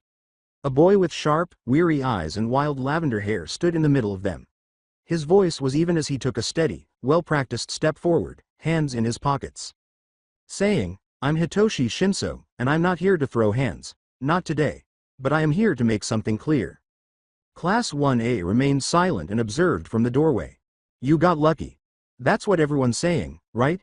He said, sounding slightly louder than he actually was. You were in the right place at the right time and suddenly you're the class everyone watches. The one people whisper about. The one villains knows by name. After briefly meeting Izuku's gaze, Shinso looked away across the room. I don't have a flashy quirk. I wasn't born into the spotlight. I've had to work for every second of attention I've ever gotten, and this festival? It's the only shot I have to prove I belong here. A recognizable voice interrupted the crowd, asking, "Dramatic much?" An average height boy named Mono Manedo had blonde, slick hair that was parted to the right, with the bangs on the left hanging over his right eye. His pupils are white, and his irises are periwinkle blue. Came into view grinning smugly, as if he was relishing the moment. You all walk around like you're heroes already. Getting attacked by villains doesn't make you special, it makes you liabilities. If we were there, maybe the league wouldn't have even made it out.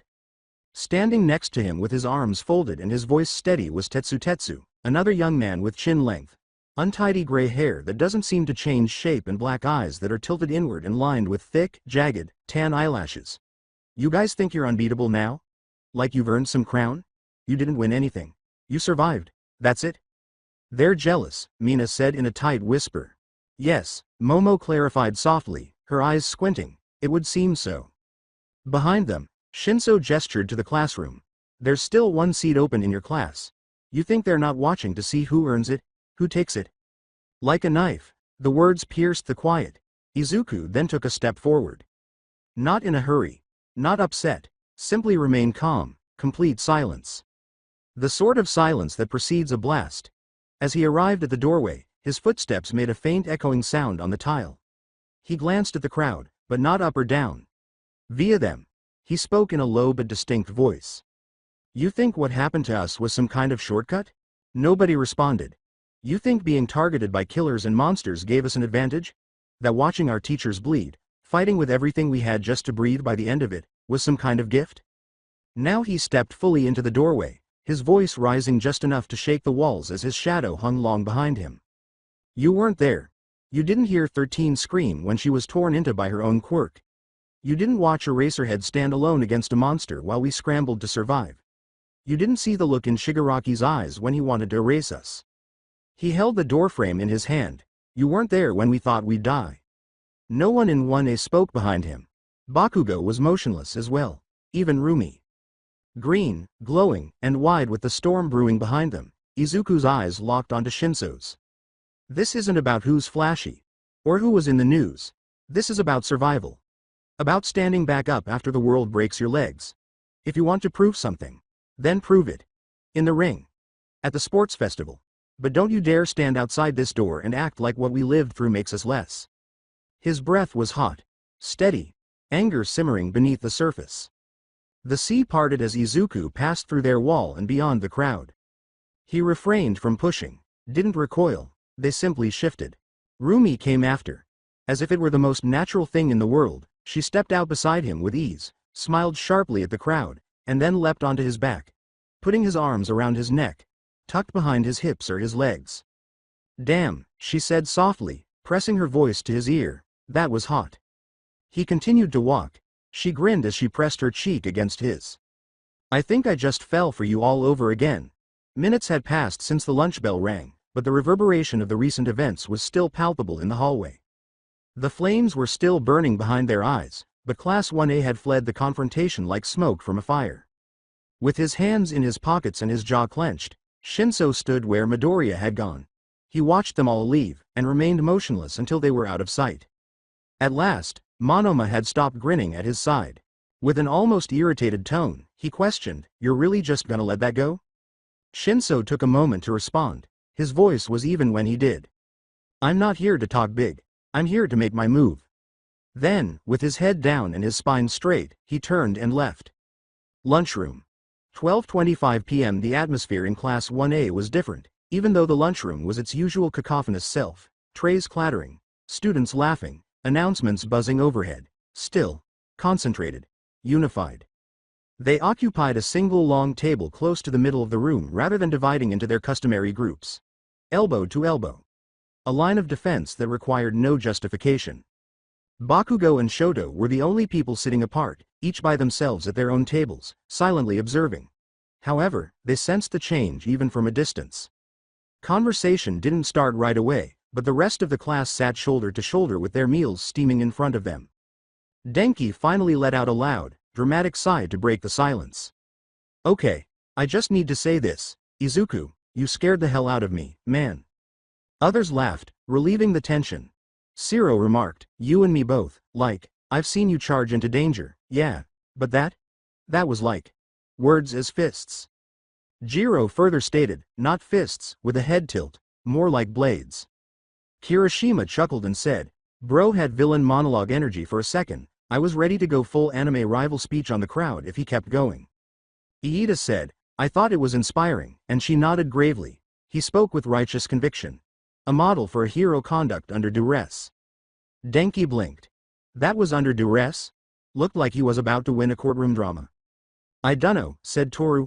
Part of me wanted to hug you, the other part wanted to back away slowly. Same, Ochako muttered.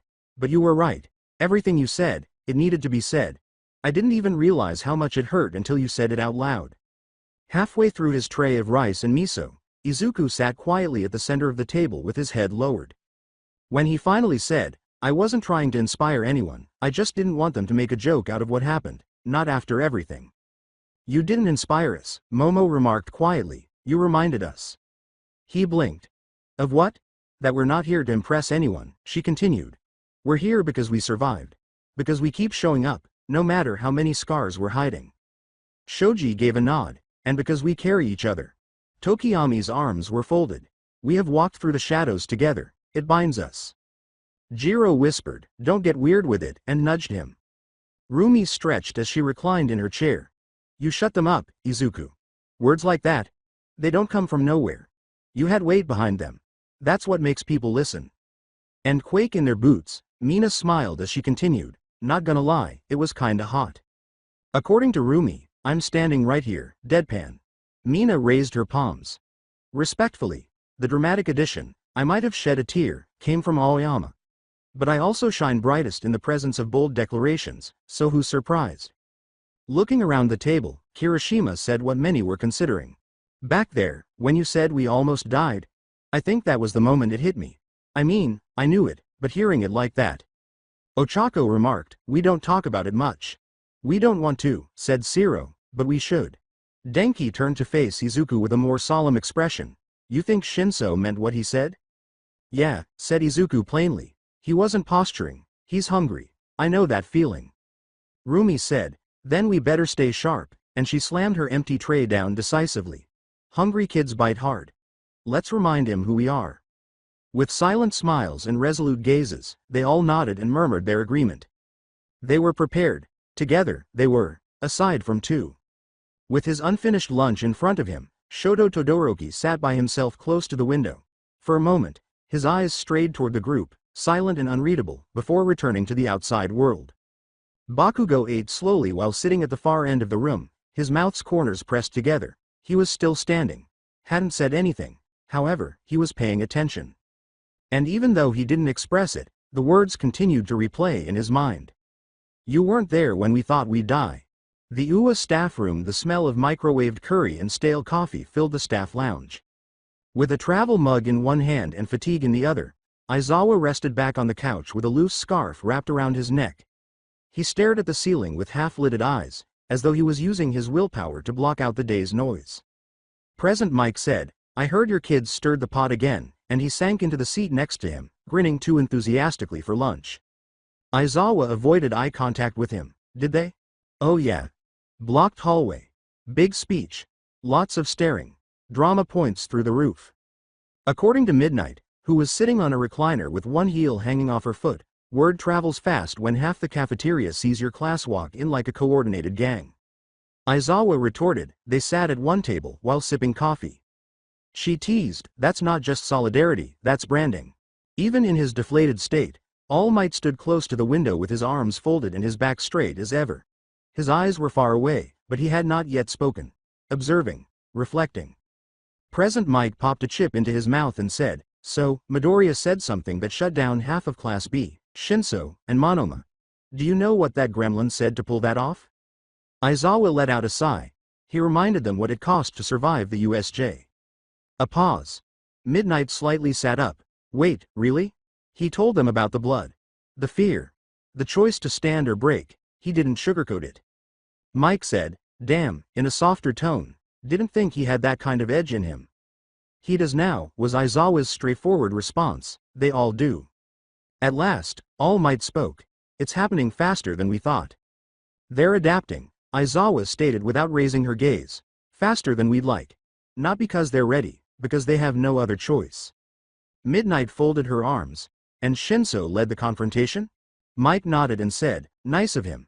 He's not wrong, either. The sports festival is his shot. But poking a class that's been through hell, that's asking for a bite. All Might looked at the door to the lounge. How did they react? Aizawa said, they didn't flinch, in a low voice. They stood together. Even the loud ones stayed quiet. That class doesn't see itself as lucky. They see themselves as survivors. Mike let out a whistle. That's not gonna go over well with the rest of the hero course, or the scouts. Aizawa remarked, that's not my problem. Then the door opened and Nezu padded in with a stack of printouts and a small plate of cheese cubes. Like a king climbing a throne, he leapt onto a rolling chair. Ah, he said with a smile. I heard the cafeteria was lively today. Midnight mumbled, you always hear everything. Nezu grinned. Of course. I make it a habit to listen when futures are colliding. He gave the folder a tap. Words already spreading. Teachers from other departments are whispering about Class 1A, again. Of course they are, expressed Aizawa. They're saying your class doesn't act like first years anymore. Aizawa gave a shrug. They haven't been treated like first years. Nezu's ears flicked once as she nodded. Then perhaps it's time we start treating them like what they are becoming. All Might looked over. Which is? Nezu's eyes shone brightly. Targets. Leaders. And perhaps, something the world hasn't seen in a long time. There was silence in the room. The old wall clock's ticking was the only sound to fill the silence. Following that, Present Mike muttered, great, now I'm tense and hungry. Closing his eyes once more, Aizawa murmured, welcome to my everyday. Returning to the cafeteria even though lunch was almost over, Izuku hadn't finished most of his plate. He had occasionally laughed and spoken when asked, but his thoughts were still far away. In the back of his mind, the memories they had evoked and the words he had spoken in the hallway kept repeating. The adrenaline wore off as soon as he sat down. Right now, the weight was all that remained. Rumi caught sight of it. She did it every time. She got up, reached out, and took his hand without a word. Come with me. Startled, he blinked. Rumi, lunch is.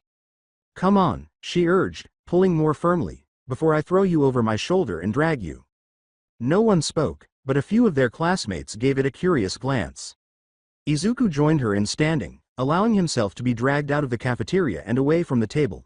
No objections, no words. Simply have faith. They slipped out the side entrance close to the training fields after she guided him through the building's quieter back halls. There was a small, unglamorous concrete step under a tree, hidden behind one of the tool sheds. Concealed. Still. She pulled him down next to her after taking a seat first. Simply, you okay? She inquired. He let out a slow exhale. I don't know. She nudged his leg with hers and remarked, you were a storm back there, sharp, steady, scary, even. I wasn't trying to be. Her words, you didn't need to try, that's what made it real. After a brief period of silence, he responded, I didn't mean to speak for everyone. You didn't. You spoke for you, and they followed you because it mattered. Izuku's gaze shifted to his hands. He could still feel the tremble that had followed him into the hallway, but now they were steady. Do you think I overstepped? Leaning against his shoulder, Rumi remarked, I believe you reminded them of the significance of wearing this uniform. One more pause. You scared them, she went on to say. But not like a villain. You scared them like a real hero does. With truth. With pain. Then, a little overwhelmed, he looked at her. Why does that feel so heavy? Because it is. The world continued to spin around them, albeit a little more slowly, as they sat in silence beneath the tree's shadow, the breeze pulling at their hair. Without a formality, Rumi moved, swung a leg over, and lowered herself onto his lap while wrapping her arms around his shoulders. Wah, Rumi, she declared, I'm claiming my reward, for standing up, for not letting them tear you down, and also because you look like you're about to crawl into a spiral and I won't allow that. With his face flushed and his hands clumsily hovering before settling on her waist, he blinked. Then he whispered, you're really good at this comfort thing. She smiled. I know. Then, in a quieter voice, she added. You don't always have to carry the world, you know. With his forehead pressed to hers, Izuku muttered, it feels like I already am. You're not, she asserted. You've got me, and a whole damn table full of weirdos who'd fight armies for you. He laughed softly, and the knot in his chest seemed to loosen for the first time since the morning. Lunch came to an end when the distant bell rang. Neither of them took immediate action, because for the time being, they were alone. Fields of Training Hero Training's first afternoon felt different. Not a drill. No simulations of combat. Just an open sky, an open field, and an open goal. With the tension just beneath their skin and the sun warm on their uniforms, Class 1A stood huddled at the edge of the training grounds. With her arms folded and her scarf drooping slightly in the wind, Aizawa stood before them. It appeared as though he had not blinking during the day. He scanned them with his eyes and declared, "This isn't a game. The sports festival may be televised, but it's still combat. Real stakes. Real eyes. Real consequences." They paid attention. Calm and concentrated. Nobody made any jokes. Nobody yawned. In 2 weeks, you'll be in the arena. And that means one thing. You may end up fighting each other. That struck. A few pupils glanced at one another. Mina's eyebrows lifted. Jiro turned to look at Momo. Kirishima's grin wavered a little. Additionally, solidarity is good, Aizawa said. But don't let it blind you. There's only one winner. Scout eyes won't look at your friendships. They'll look at your strength. Then he added in a louder voice, and before anyone asks, no costumes. You'll be competing in your standard UA gym uniforms. Which means if you've been relying on gear, support tech, or costume enhancements, you need to start learning how to function without them. Instinctively, Momo's hand touched her utility belt. Denki's expression was mildly appalled. No costume, but my insulated liner. You'll be fine. Jiro's voice was quiet. Aizawa concluded, this training block is yours. Train what you're lacking. Improve what you're good at.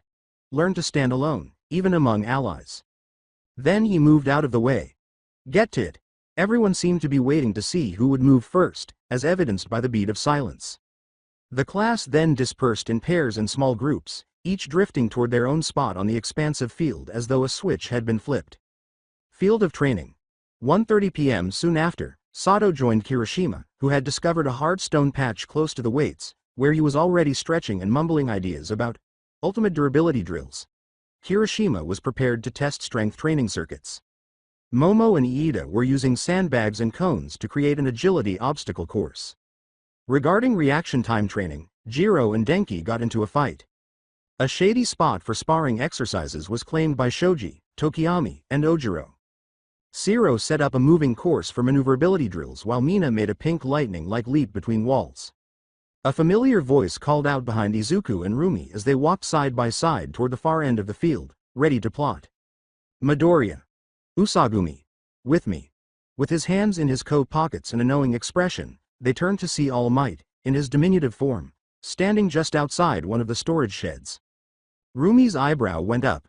Private lesson, private chat, he gestured them over to correct them. There were several chairs, a cooler, and a good view of the field inside the little training outpost. Might didn't sit down. He remained upright, his arms crossed, his eyes a mix of stern and paternal. I saw what happened at lunch, he confessed, and in the hallway. Izuku moved a little. Was I out of line? No, All Might muttered. But that fire you showed? That's going to follow you now. Everyone saw it. That means more pressure. More attention. You're not just a name anymore, Midoriya. You're a presence. He gave them both a look. A pause occurred, and then, quietly, I regret not training you more. Izuku blinked. What? All Might had a guilty look on his face. When UA started, I thought I could give you time. Let you ease into the role. But I've been lax. Passive. Letting you find your way through trial and pain instead of guidance. He gave Rumi a look. And you? You're the first person I've seen fight like that. Raw instinct. Relentless drive. But I've let you go unchallenged for too long. Rumi didn't disagree, but she folded her arms. So, before I assign anything, I want to ask. What do you want to train? And do you want to train together? All Might went on, standing up straight. The two of them remained silent for a moment. Then Rumi gave a shrug. As much as I love beating him up. Izuku gave a small smile. I think it's time we push ourselves, separately. Rumi gave a nod. We both need different things. All Might gave a nod of approval. Good, then here's my proposal. He looked at Rumi. You're fast. You hit hard. But your style's built around reaction and instinct. You need refinement. And you need someone who can push your reflexes without breaking you. I'm calling in Gran Torino. Her forehead lifted. He's still around. He's faster than you, smirked All Might. And he fights exactly like you. Hit hard, hit fast, move faster. He'll sharpen you. Rumi smiled back. Sounds fun. Now, All Might looked at Izuku. You've got more power than you know, but right now, it's still fire without shape. You've been using your limbs to hit. Now it's time to use the air around you. At your output, you should already be creating shockwaves. Izuku's gaze expanded. Air pressure strikes? Exactly. Learn to weaponize your reach. Control your radius, and most importantly, push your limit. I'll help you do that safely. Izuku gave a slow nod. Okay, and what about that thing I used at the USJ? The eyes of All Might narrowed a little. The tendrils? Izuku gave another nod. It felt different, like it came from somewhere deeper, but it's part of One for All. I want to learn how to use it, control it. For a while, All Might was silent. Then he gave a nod. Then we'll work on it, together. They both became a little more at ease. All Might's voice then became softer, less. There's something else. They raised their eyes. I should have told you earlier, but now it's time you both knew. Rumi and Izuku waited, silent and focused. Quietly, Toshinori said, there's a name you both need to know, a name the public doesn't hear. Not anymore. But he's real, and he's still out there. He inhaled deeply. All for one. Like a drop of ink in still water, the words fell. Izuku scowled, perplexed. I remember you said that name back at the USJ. It's the opposite of our quirk. Toshinori gave a nod, because he's the reason ours exists. His words were heavier than the last as he paced the tiny room slowly. All for one is a monster in the shape of a man. He can steal quirks. Hoard them. Give them to others. Build armies out of the broken. And he's done it for generations. Pulling strings in the shadows, while the world chased smaller villains out in the light. Rumi's mouth clenched, so he's behind the lead. All of it, agreed Toshinori. Shigaraki, the Nomu, the infrastructure, the silence, it's him. Then, with weary but steady eyes, he turned to face Izuku. Decades ago, I inherited One for All from my mentor. Her name was Nana Shimura. Izuku gasped in surprise. Rumi gave him a sidelong glance but remained silent. She was everything a hero should be. Brave, relentless, kind. She took me in when I had nothing and showed me what it meant to stand tall. Toshinori's voice became less raspy. And she died at the hands of All for One. Izuku's gaze expanded. He killed her? Yes, replied Toshinori. Because she stood in his way. Because she fought for people like us. Because she believed this curse, this power, had to be used to end him, not just fight him. Rumi's face grew serious. So that's why you picked up the fight. Toshinori gave a nod. I took her torch. I trained. I grew. I found him again. And I struck him down, at least, that's what I thought. Old wounds still hurt where his hand inadvertently touched the side of his ribs. But the Nomu at the USJ proved what I feared. He's still alive. Scarred. Fading. But not gone. And now he moves through Shigaraki. The room's air grew heavier. Izuku's voice trembled as she looked down. If I inherited One for All, then doesn't that mean, eventually, I'll have to fight him? Toshinori took a moment to respond, then he lowered his voice. No, I will. Startled, Izuku looked up. Toshinori appeared taller than he had in months. Not the form of muscles. Not the emblem. But the man below, unflinching. I will stop him. I will finish this. Nana died in this fight. I will not let your death be next. Rumi said, but you're injured, in a cautious tone. You can't keep fighting at full strength forever. Retorting, I don't need to be full strength, I just need to hold the line. Long enough. Strong enough. Softer now, he glanced at them both. You two are the future. But All for One? He's my burden. I won't let him touch you, either of you. There was a sense of silence. Then came Izuku's steady, low voice. We're not going to let him win, Toshi. No, Rumi said, her eyes piercing. We won't run. You might be the wall, but we're the storm coming behind it. Toshinori gave a tiny, dejected smile. Then let's all live long enough to prove it. The bell rang clear and distant outside. It was time for training. However, the conflict had already started, the following day. With a quiet sense of purpose, Class 1A moved toward the training field after lunch. The thought of the upcoming sports festival weighed heavily on them. Showing off was no longer the only goal.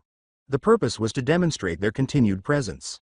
Izuku stood close to the field's edge, stretching and mentally going over his notes on control, pacing, strike radius, and air manipulation. All Might had previously stated that they would begin right away. On a low bench beside him, Rumi was using her teeth to open a protein bar. Every footfall and voice in the area made her ears perk up, but her eyes remained steady, focused on the open area before them. Izuku looked at her and asked, "You nervous?" She grinned. "Excited. About to get some real training in. You?" "Same," he replied. "Though I think nervous is still somewhere in there." Before she could answer, in front of them, a flurry of white, yellow, and angry energy struck the ground like a lightning bolt in sneakers.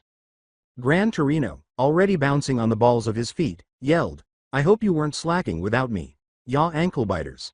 'Cause class is in session." Rumi smiled. "Took you long enough, you pint-sized landmine." "I'll show you landmine, Rabbit Rumble. You still calling me that?" "You earned it, kid." Torino then looked at Izuku. "And you better not be flailing around like a busted sprinkler system again." Izuku reddened. "I've been working on control." "Hey. We'll see." Aizawa came up behind them, the impact crater not even bothering him. Without pausing, he gave Torino a clipboard. "Try not to launch her into a building. Just a fence this time," Torino winked. Several students in the vicinity decelerated to observe the reunion, but Aizawa's cautionary look prevented them from stopping. Torino gestured toward Rumi. "You're with me, speed, precision, hitting where it hurts, and no sloppy leaps this time." Rumi rolled her neck and stood. "Oh, I'll land every one of them, right on your face." He chuckled. "That's the spirit." He then faced Izuku. "As for you, tall, green, and occasionally explosive. You're with Tall Skeleton. You're learning to stop punching air like a gorilla and actually weaponize it. Got it?" Izuku gave a nod. Loud and clear. At that moment, a soft voice called out from close to the storage tents. "Toshinori." "Midoriya. Over here." He was crouched but alert as he stood in the tent's shadow, a notebook tucked under his arm, out of sight of the other students. Izuku turned to Rumi after giving a slight nod. For a moment, they were the only two standing there. They touched. Teaser-ish but softer than usual, she asked, "You gonna miss me?" "Always," said Izuku in a whisper. Her lips were short, warm, and grounding as she leaned in and pulled on the front of his shirt. A little peace amid the chaos. Her words, "Go kick the air's ass," his cheeks flushed as he laughed. "Only if you don't punt Torino into orbit first." "Deal." As she vanished toward the speed drills, she was already extending her arms as she turned and jogged toward the sparring zones. After a moment of watching her leave, Izuku let out a breath and moved behind the tent. Toshinori waited there, leaning back against the wall and speaking quietly. "We'll start over the ridge. Long-range focus today, away from eyes and ears." Izuku gave a nod. "Right."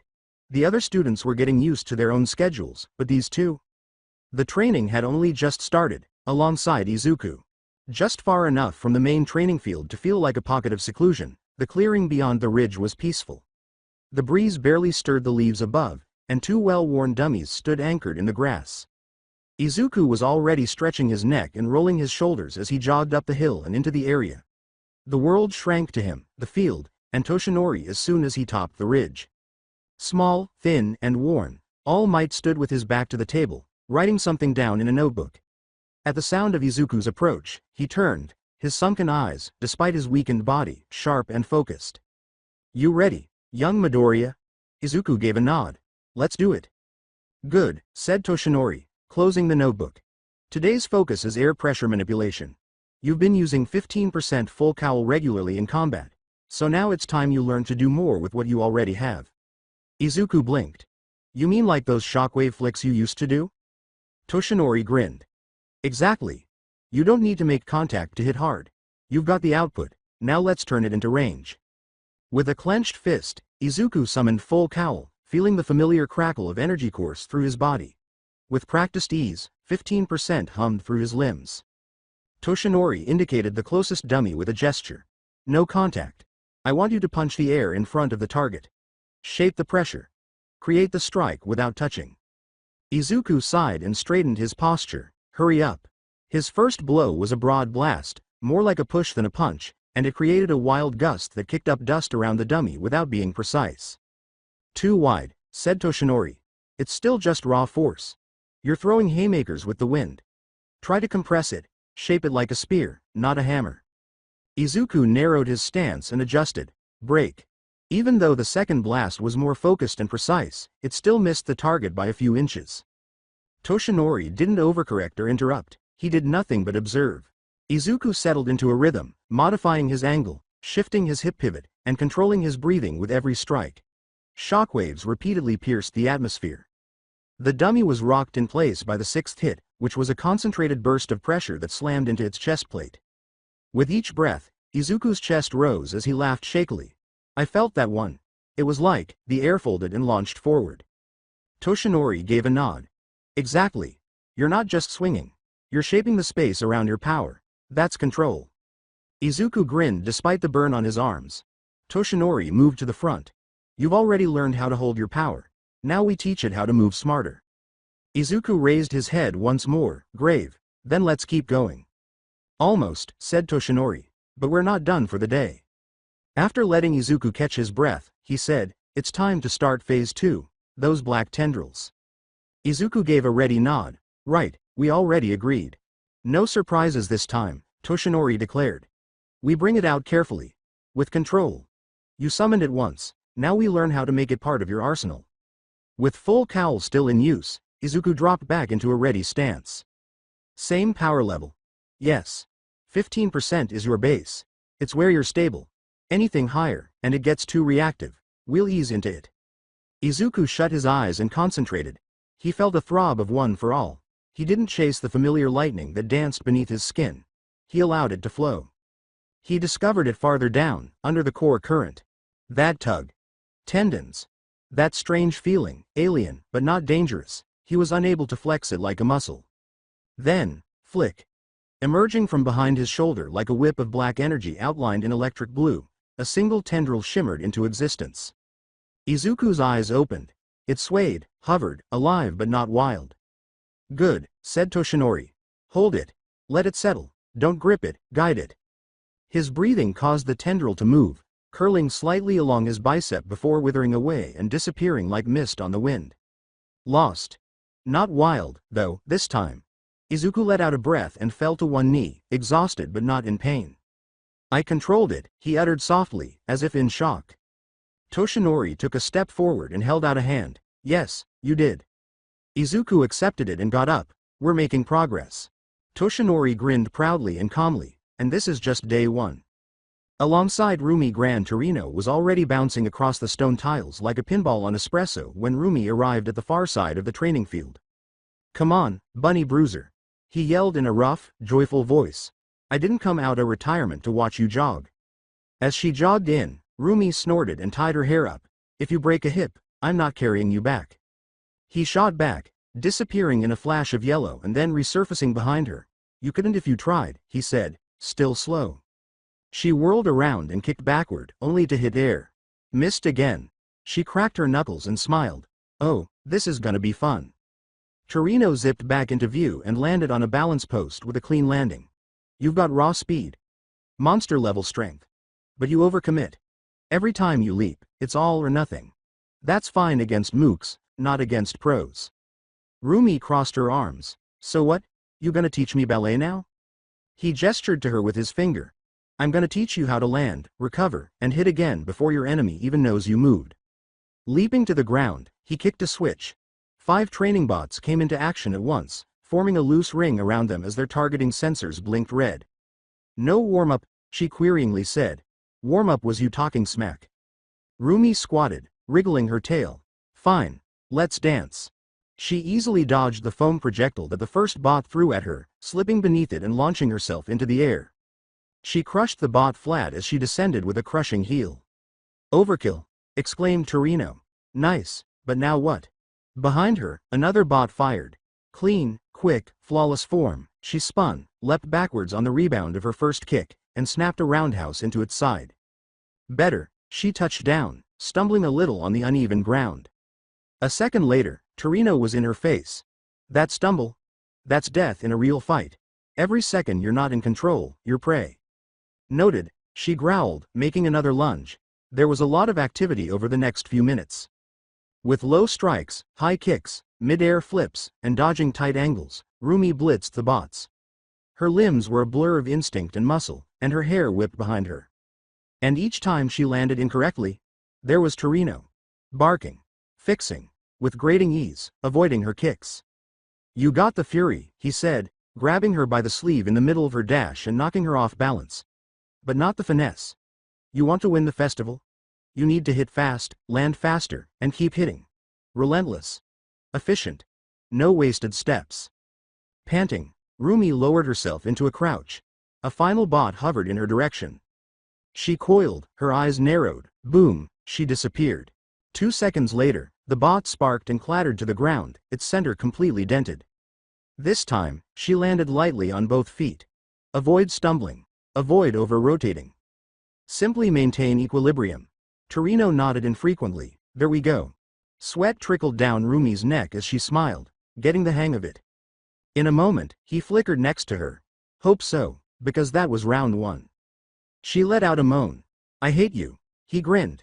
You'll thank me when you're standing at the top. Later on in the day, the UA was illuminated by the sun's last rays. Campus, causing the skies to turn gold and orange. The training fields that had been bustling had become quiet. They stacked cones. Dummies are reset. The grass was covered in footprints that appeared to be evidence of the work that had been done. The majority of Class 1A was complaining politely as they wound their way down the stone path that led back to Heights Alliance. Some were limping, while others were trudging. Denki ached and rubbed his shoulder. I'm calling it now, he said. I am not waking up on time tomorrow. My body's already filing a complaint. Jiro whispered, I told you not to try a backflip mid-zap, as she walked next to him. Yeah, well, Ciro dared me. Taking 3 steps ahead, Ciro shouted, I did not, I said, you probably shouldn't, and you said, bet. The statement, bet is legally binding, added Mina. Izuku walked steadily toward the rear of the pack, his red shoes crunching on the ground. Rumi was clinging to his back, with his head comfortably resting on his shoulder and his arms loosely wrapped around his shoulders. Her ears twitched languidly as she inhaled the cool air, her legs swaying slightly with every step. I think Torino shaved a year off my life today, she whispered beside him. Izuku added, you say that every time, as he adjusted his hold beneath her thighs. And you're always grinning when you do. That's because I survive it, she smirked wearily, which makes me better than whatever poor soul trains after me. Izuku chuckled. Torino doesn't train people, they survive him. She snorted with laughter. He actually made me run target drills, mid-air, said if I couldn't land clean, I shouldn't jump at all. Did you? Eventually. She let out a yawn. Kicked a drone into a tree. He was mad, but also impressed. I could tell. Izuku grinned. Your footwork looked sharper during cooldown. You're moving with more control now. Yeah, she said, her voice a bit softer. Yeah, you're still aggressive, but it's cleaner, more tactical. Once more, she laid her head on his shoulder. You always notice that stuff. I watch you, he bluntly stated. She smiled, pervert. I meant as a fighter, Oi, Izuku. You carrying a corpse, or did Rumi finally give in and accept her royal treatment? Kirishima yelled, looking back a few feet ahead. She earns the ride, Izuku continued. Lazily, Rumi held up a hand. Long live the queen. Ochako teasingly said, your legs still work, you know. When Rumi said, I don't want to walk, she shot back. Why would I ever walk when this guy exists? Ciro was nudged by Mina. If we ever had a sports festival, cutest power couple contest, it'd be game over. Near Izuku's ear, Rumi smirked and muttered, told you I was popular. You're humble, too, he remarked when he laughed. The building appeared as they ascended the last hill toward the dorms. Its windows glowed like hospitable lanterns, and it was warmly lit against the fading sky. The majority of the class accelerated their conversation, discussing food, showers, and falling asleep. Still encased in their own little bubble, Izuku and Rumi hung back a little as the noise around the entrance increased. After a moment, she said, Izuku, in a quieter voice. Yeah, thanks. For carrying me. Always. He glanced at her over his shoulder. You never have to thank me. I know. That's why I did. His soft smile, full of something unsaid, returned. As the remainder of the class trickled inside, they arrived at the doors. With a slight grunt, Rumi landed lightly on her feet after sliding down slowly from his back. She whispered, still warm, and prodded his cheek. Good furnace. Izuku gave his neck a quick rub. You say that like I'm not also overheating. Wimp, she said with affection. With a sigh of satisfaction, she entered after he had opened the door for her. Race you to the showers? You're sore. I'll still win. Probably. They were engulfed by the warmth of the dorms as the doors to Heights Alliance closed behind them. Another day is over. A bit more powerful, a bit nearer. By the time everyone had washed off the dirt of the day, the common room of the dorm was filled with warm, soft lighting. The floors were cushioned by slippers. The scent of shampoo, snacks, and someone's attempt at microwaved curry wafted through the air. With his hair still damp and clinging to the pillow underneath him, Kirishima was flipped onto one of the couches. His words were, "I can't feel my legs," muttered. That's because you and Sato turned endurance training into a squat contest, Mina, who was already drinking tea and curled up under a blanket, remarked. There's no muscle left in your thighs.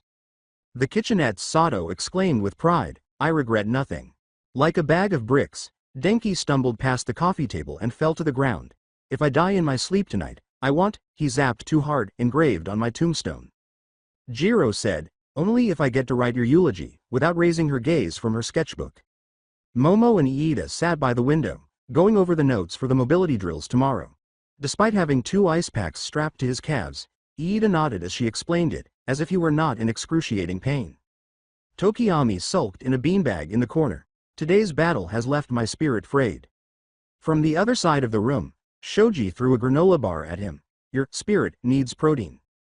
Izuku and Rumi, both recently showered and obviously worn, sat together on one of the big floor cushions in the middle of the mayhem. Rumi had one leg thrown languidly over Izuku's lap and her hair tied up in a loose bun. His fingers were absently massaging her calf as he half listened to Mina describe Denki's training wipeouts, but he didn't seem to mind. Mina sipped her tea and remarked, I told him not to jump off the platform while charging, but did he listen? Nope. Zap splat. Denki picked up a hand off the ground. I was testing terminal velocity, thank you. Rumi whispered, more like terminal stupidity, without opening her eyes. He let out a moan. Why are you all so mean to me? Jiro and Siro both said, because it's fun, but simultaneously. The room erupted in light, weary, but sincere laughter. Ochako walked in carrying a tray of beverages. Recovery girl said to hydrate or suffer, so, lemon water for everyone. She smiled quietly as she walked past Rumi and Izuku. You two looked good today.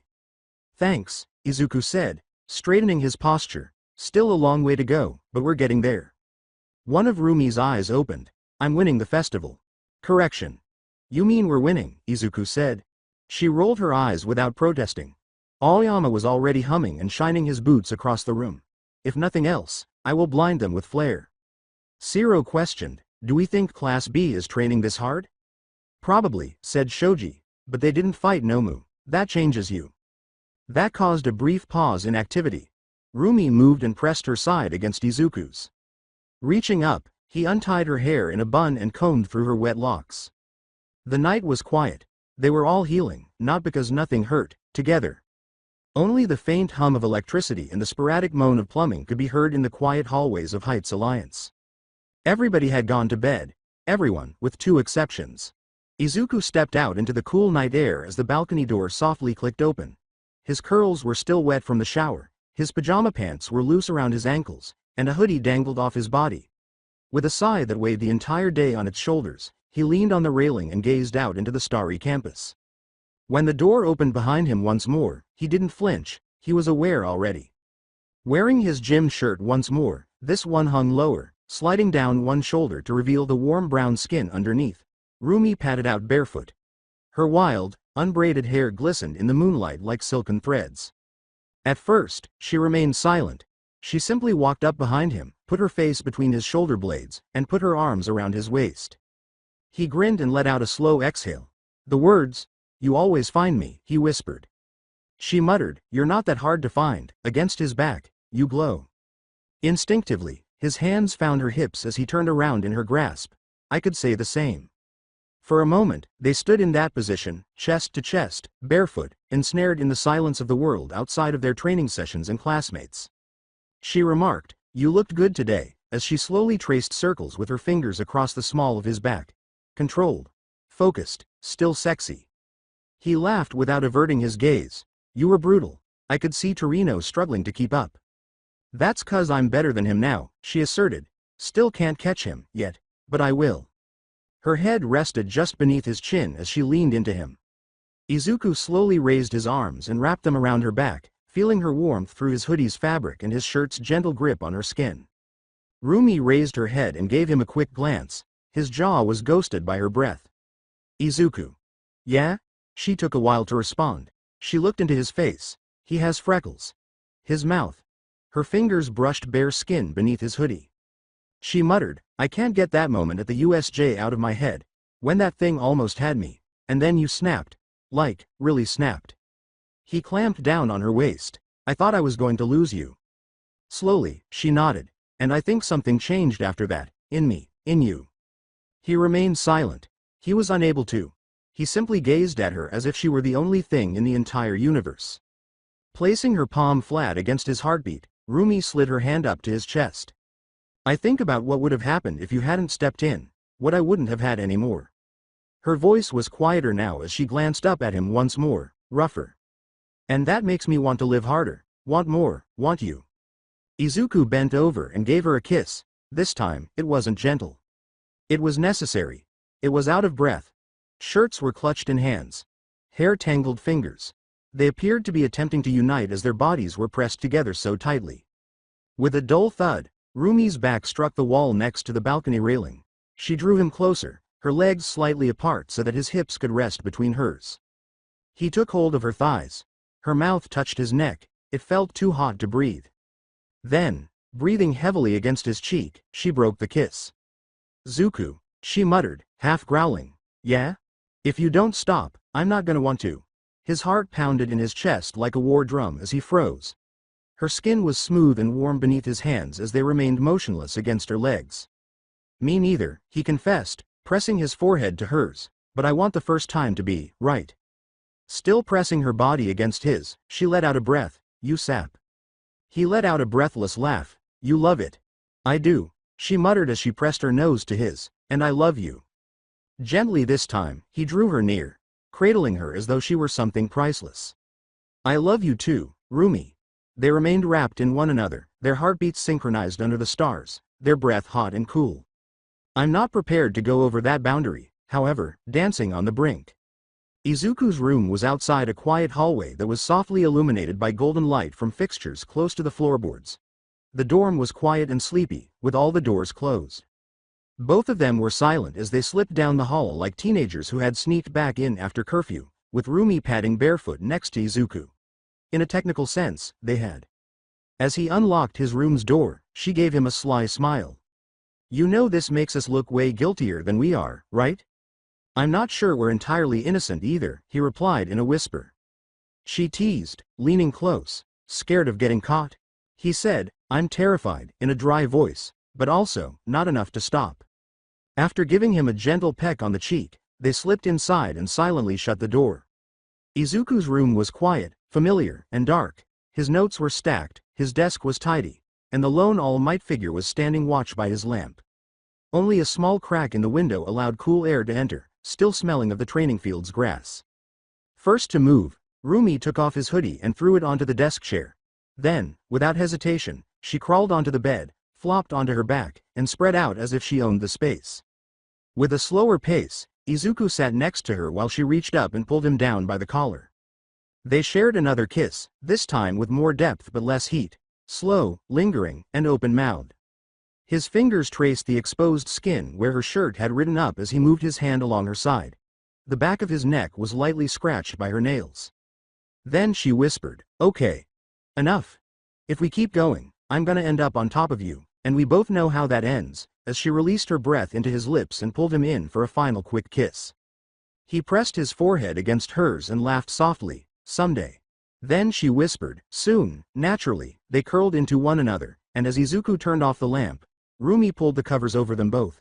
With one leg intertwined with his, her head lay on his chest. Every pause between their heartbeats was filled with silence. Whispering, "Goodnight, Bun," he said, "Night, Green." Later in the evening the world vanished. Izuku slept deeply, but not soundly. He knew something was wrong the instant it changed. There were crackling golden threads of energy and swirling mist all around him as he stood in a vast, glowing void. His body was fuzzy, lacking focus. And before him, darkness, forms, individuals. They were 8. Everyone is observing him. Only 2 were distinct, the others fading, hazy, as though they were still unfinished or far away. A tall, muscular, bald man stepped forward. The man remarked, "You've come farther than we expected. You've already awakened one of our quirks." "Why, yes," said the figure. "I am one of the past wielders of One for All." Abruptly the crackling tendrils emerged from the surrounding mist, coiling through the air like lightning with consciousness. "You used mine. Instinctively, because your emotions pulled too hard. The name of my quirk is Blackwhip," said the man. "But you'll need more than instinct soon." Izuku's gaze lowered to his hand. The tendril flickered faintly across his fingers. His words, "There are more, aren't there?" The figure gave a nod. "One for All carries the embers of all who bore it. Their strength, their wills, their quirks, and they're waking up." Izuku gasped in surprise. "Why now?" "Because the vessel is strong enough. You're the first one who might be able to carry all of us." In the background, the other silhouettes moved slightly, observing, awaiting. He questioned, "And if I can't? Then One for All ends with you." Izuku sat up in bed with a start and his breath caught in his throat. Immediately, Rumi woke up next to him, placing a hand on his chest. "Izuku?" Sweat ran down his brow as he blinked. His heart was pounding. I saw them. The past users, they spoke to me." Her eyes narrowed, alert at once. "Who and what did they say?" He took a deep swallow. "The past users, and that there's more to One for All. That I'm carrying them. Their powers. Their quirks." Rumi appeared unsurprised. "I'm being serious, concentrated. You okay?"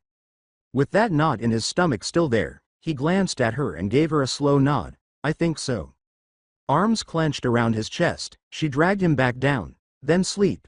You've got time. You've got me." He held on to her tightly. He gradually fell back asleep, feeling her heartbeat beneath his cheek. Through the curtains, the gentle glow of morning light danced across room 104's tidy floor and tangled blankets. Dawn warmed the edge of the bed, where 2 figures lay near each other, their legs intertwined, their breathing rhythmic.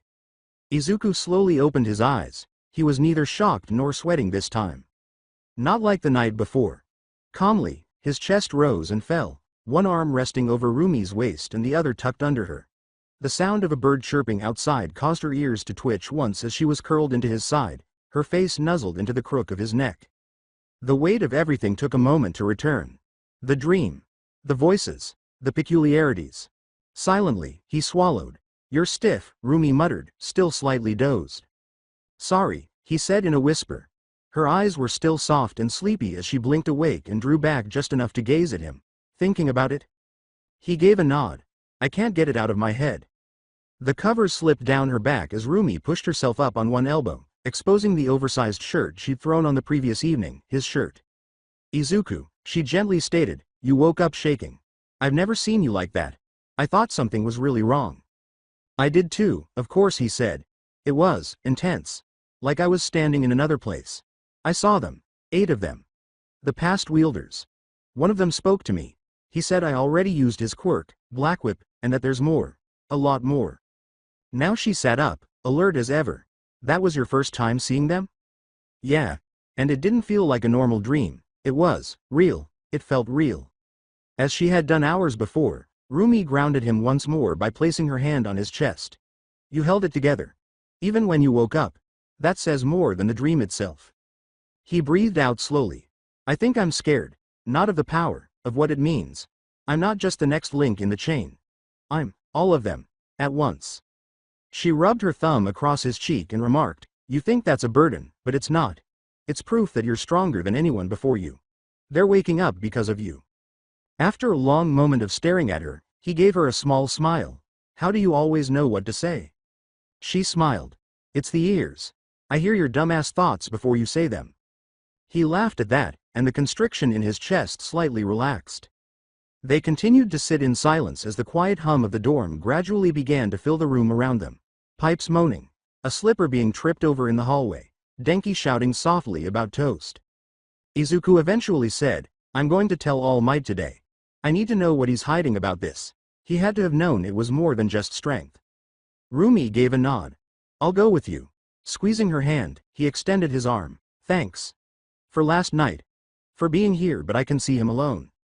She said, always, as she leaned in to give him a temple kiss. But if we don't get moving soon, we're gonna miss breakfast, and I refuse to let Iida get the last honey bun. Izuku grinned.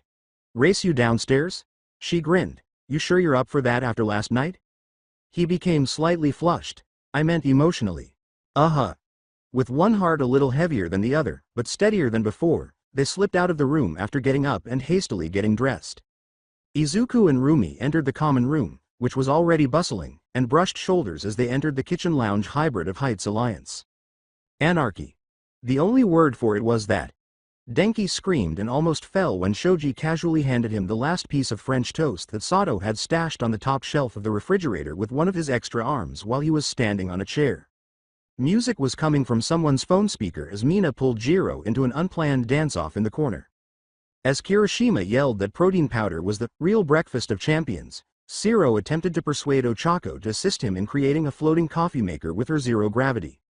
Momo nodded courteously but quietly moved her eggs away from Denki's plate as Iida continued her lengthy lecture about table manners and seat rotation schedules, which was mostly ignored.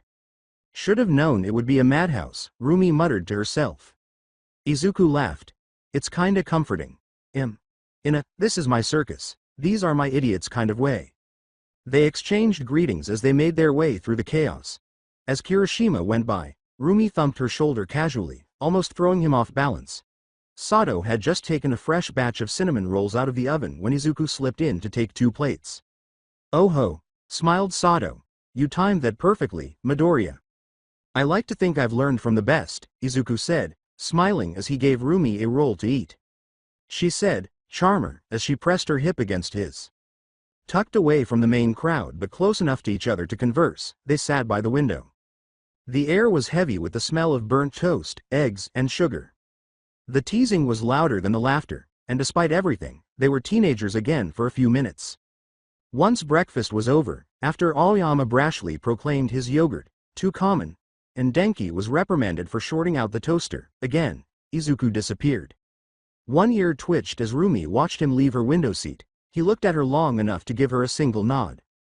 Time.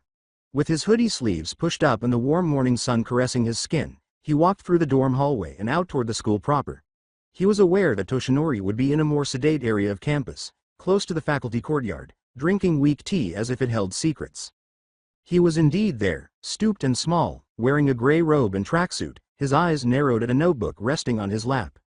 Izuku came silently and slowly. Morning, Toshi. All Might raised his head and grinned softly. Izuku, how are you this morning? Izuku took a while to respond. He folded his hands between his knees and sat next to him on the bench. They both remained silent for a moment. Then, I saw them. Toshinori stopped. Izuku went on, I saw the past wielders of One for All, in a dream, or something more than that. One of them spoke to me. The one with who had the tendrils, he called it Blackwhip. Toshinori's typically warm expression vanished. He put the notebook down. Quietly, he said, I was wondering when it would happen. Izuku looked over at him. You knew. Toshinori let out a sigh. Yes. And you didn't tell me. Izuku's tone was one of quiet pain rather than anger. A letdown that weighed more than any yell. Slowly, Toshinori nodded. I didn't know when it would happen, only that it could. You're the first vessel strong enough to even reach that stage. Izuku took a swallow. He said there were more quirks. That I'm carrying them. You are, said Toshinori softly. Each bearer left behind more than just strength. Over time, it accumulated, grew. Izuku's gaze lowered to his hands. Why didn't you tell me? I was trying to protect you, agreed Toshinori. When I had One for All, it was just power. Strength. I never made contact with the others. Not like you have. With the weight of years in his eyes, he gazed at Izuku. You're something new. Something more. And I didn't want to overwhelm you before you were ready. Izuku did not comment. Then he gave a nod. His words, I'm not angry, but I need to know everything now. I can't move forward if I'm in the dark. Toshinori gave a sorrowful smile. Then I'll tell you everything I know, starting today. Izuku let out a slow exhale, his shoulders leaking tension. Thanks. Toshinori put a hand on his back and reached over. I'm proud of you, Izuku. for making it this far, and for asking the hard questions. Izuku gazed out into the sunlight over the campus. I just hope I can live up to what's coming. You already are, claimed Toshinori. But you won't be alone. Not while I'm still breathing. Izuku started to jog as soon as he turned the corner from the courtyard, and then he started to sprint. He felt a burden between his shoulders as he listened to Toshinori's words reverberating in his mind. It would take days or even weeks to fully process the information about the previous wielders and the hidden quirks. But now, he arrived late. His uniform was still hanging in his closet, unworn since the previous evening, and the morning bell was about to ring. He struck the dorm stairs 2 at a time and threw open the Heights Alliance door, almost running into Ida, who instantly thrashed his arms back. Midoriya. Running in the dorm halls is strictly prohibited. Izuku yelled, "Sorry, emergency uniform situation," and disappeared up the stairs. He quickly stripped off his sweats, shirt, and hoodie as he entered room 104, throwing his uniform piece by piece. Shirt with a button-up. Tie. Blazer. Slacks. Shoes. He looked in the mirror. All right. Presentable, but still a little frazzled. A voice called from his door as he was putting his belt on. You planning to sprint to class or to me? She was there when he turned. Rumi, wearing her UA already. Consistent. White shirt half tucked, tie loosened with practiced rebellion, blazer slung languidly over one shoulder. She leaned on his doorframe, her skirt swaying, her ears alert and amused. As she entered the room, she inquired, "You good?" He said, "Yeah," and tucked his arms into his jacket. "Toshi and I had a talk." She arched an eyebrow. "I'll fill you in later. It was a lot, but it helped." Rumi refrained from pressing. She simply nodded and moved over, quickly adjusting his tie. "You look like you got dressed in a tornado." "I did, basically." She grinned. "Cute, though." He adjusted her blazer's shoulder as he flushed, "So do you." She turned and gave him a butt slap after leaning up to kiss his cheek. "Let's go, Zuku. Training waits for no one." The two of them fell into step together as he picked up his bag and followed her out, appearing to be a couple that managed to make chaos work. Down the steps. Through the doors. Into the sunlight. The start of class was imminent. Montage of training. First day across the field, the whistle blew. With green lightning crackling up his arms, Izuku bounded forward. After ducking beneath a blast from a foam cannon, he turned in midair and punched, sending out a concentrated stream of compressed air that tore apart the target dummy behind it. From a distance, All Might held a stopwatch. 20 meters, full cowl at 20%, good focus, but your output's still dipping on sharp turns. Izuku dabbed at his perspiration. Again. A blur of white swept across the training field, and Rumi was gone. She twisted and drove her heel into the mat behind Gran Torino, leaving a crack like a thunderbolt as he barely avoided her spinning kick, boots skidding. He yelled, "That's better, Floppy," but that turn was sloppy. She snarled, "I'm going to push you through a fence." "Try it." Day 3. Izuku's arms were shaking as he lay flat on his back, gasping. Black Whip crackled up his forearm in tiny crackles, 2 tendrils twitching but under control. "Good," said Toshinori coolly. "Don't restrain it, guide it. Make it an extension of you." Izuku's fists clenched. "Let's go again." Using their momentum, Rumi leapt and bounced in midair as he ran toward a wall of moving dummies later that day, hitting a target 3 times before landing without stumbling. From above, Torino gave a nod. "You land like that in the arena, they'll call it showboating." She smiled. "Good. Let him watch." Day 5. They moved the training fields around. From one end to the other was a makeshift obstacle course. All Might yelled, "I want full power control, 15% to 25% modulation in the same sprint." As he launched, Izuku's body glowed with lightning, zipping from pillar to pillar while sending shockwaves at targets in mid-leap. Panting, he landed low, but steadily, saying, 25% cruising, felt solid. "You'll feel it more tomorrow," smiled All Might. Rumi, meanwhile, was running uphill while pulling a weighted sledge, her teeth clenched and her ears flat against her skull. From behind her, Torino yelled, "You wanna win, then move." Muscles burning, Rumi screamed and charged forward. Day 7 now, yanking a training dummy off balance, Black Whip stretched out like a third arm and wrapped around Izuku's waist. Using air pressure to propel himself sideways and make a clean landing, he twisted in midair. He stayed upright, he remained motionless, he smiled. After landing from a 20-foot aerial flip across the field, Rumi launched into a slide kick combo that dropped 3 consecutive drone targets. At last, Gran Torino nodded. You're getting mean. About time, she said with a grin. Day 10. At her clipboard, Recovery Girl scowled. Your bodies are holding, but barely. Take today light. Izuku and Rumi sat on the bench next to each other, wrapped in cold packs and bandages. Izuku flinched. Think we overdid it? Rumi gave a nod. Worth it. That day, they slept together in the dorm lounge. She rested her head on his shoulder. He traced the curve of her hand absently with his fingers. Day 11 last-minute exercises. Final figures. At 25%, Izuku's full cowl has now stabilized. He could push himself to 30% for a long time and then feel the pain, and he could reach 35% for only 3 minutes and then regret it right away. Blackwhip did as he said. It flitted, grabbing, binding, lash out, like a living extension of him. He was no longer afraid of it, he had it. There was no strain in the air pressure strikes. Impact caused directional bursts, flicks, and punches to snap. Meanwhile, Rumi had become a haze of premeditated aggression. Her speed was comparable to that of a professional. She had good footwork. Her agility in the air was sharp, her blows are vicious. She was no longer merely quick, she was deadly. Day 12. The prior evening the windows were open to let in the breeze, and the common area was bathed in a gentle gold glow. Outside, the UA in the distance. Stadium lights glowed like a giant in slumber, ready to roar. Naturally, Class 1A had huddled together, sprawled out on chairs, couches, and floor cushions, nervous energy in the air, snacks in hand. With her fist up and her energy high, Kirishima exclaimed, Tomorrow, we show 'em what 1A is made of. Denki whispered, unless we trip over the opening march, from the sofa.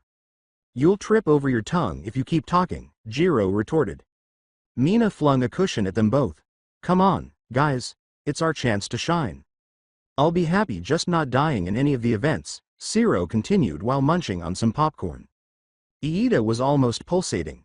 Everyone, please remember to polish your shoes and arrive at the stadium staging zone no later than 7:10 sharp. The majority of the class let out a collective moan. Tokiyami folded his arms and sat quietly. I welcome the judgment of the crowd. Shoji merely gave a nod. We've all grown. This is our moment. Momo served hot beverages to anyone who requested them, and Sato distributed tiny cupcakes he had made, each topped with a tiny red, 1A, frosting. Win or lose, he stated, we show them our hearts.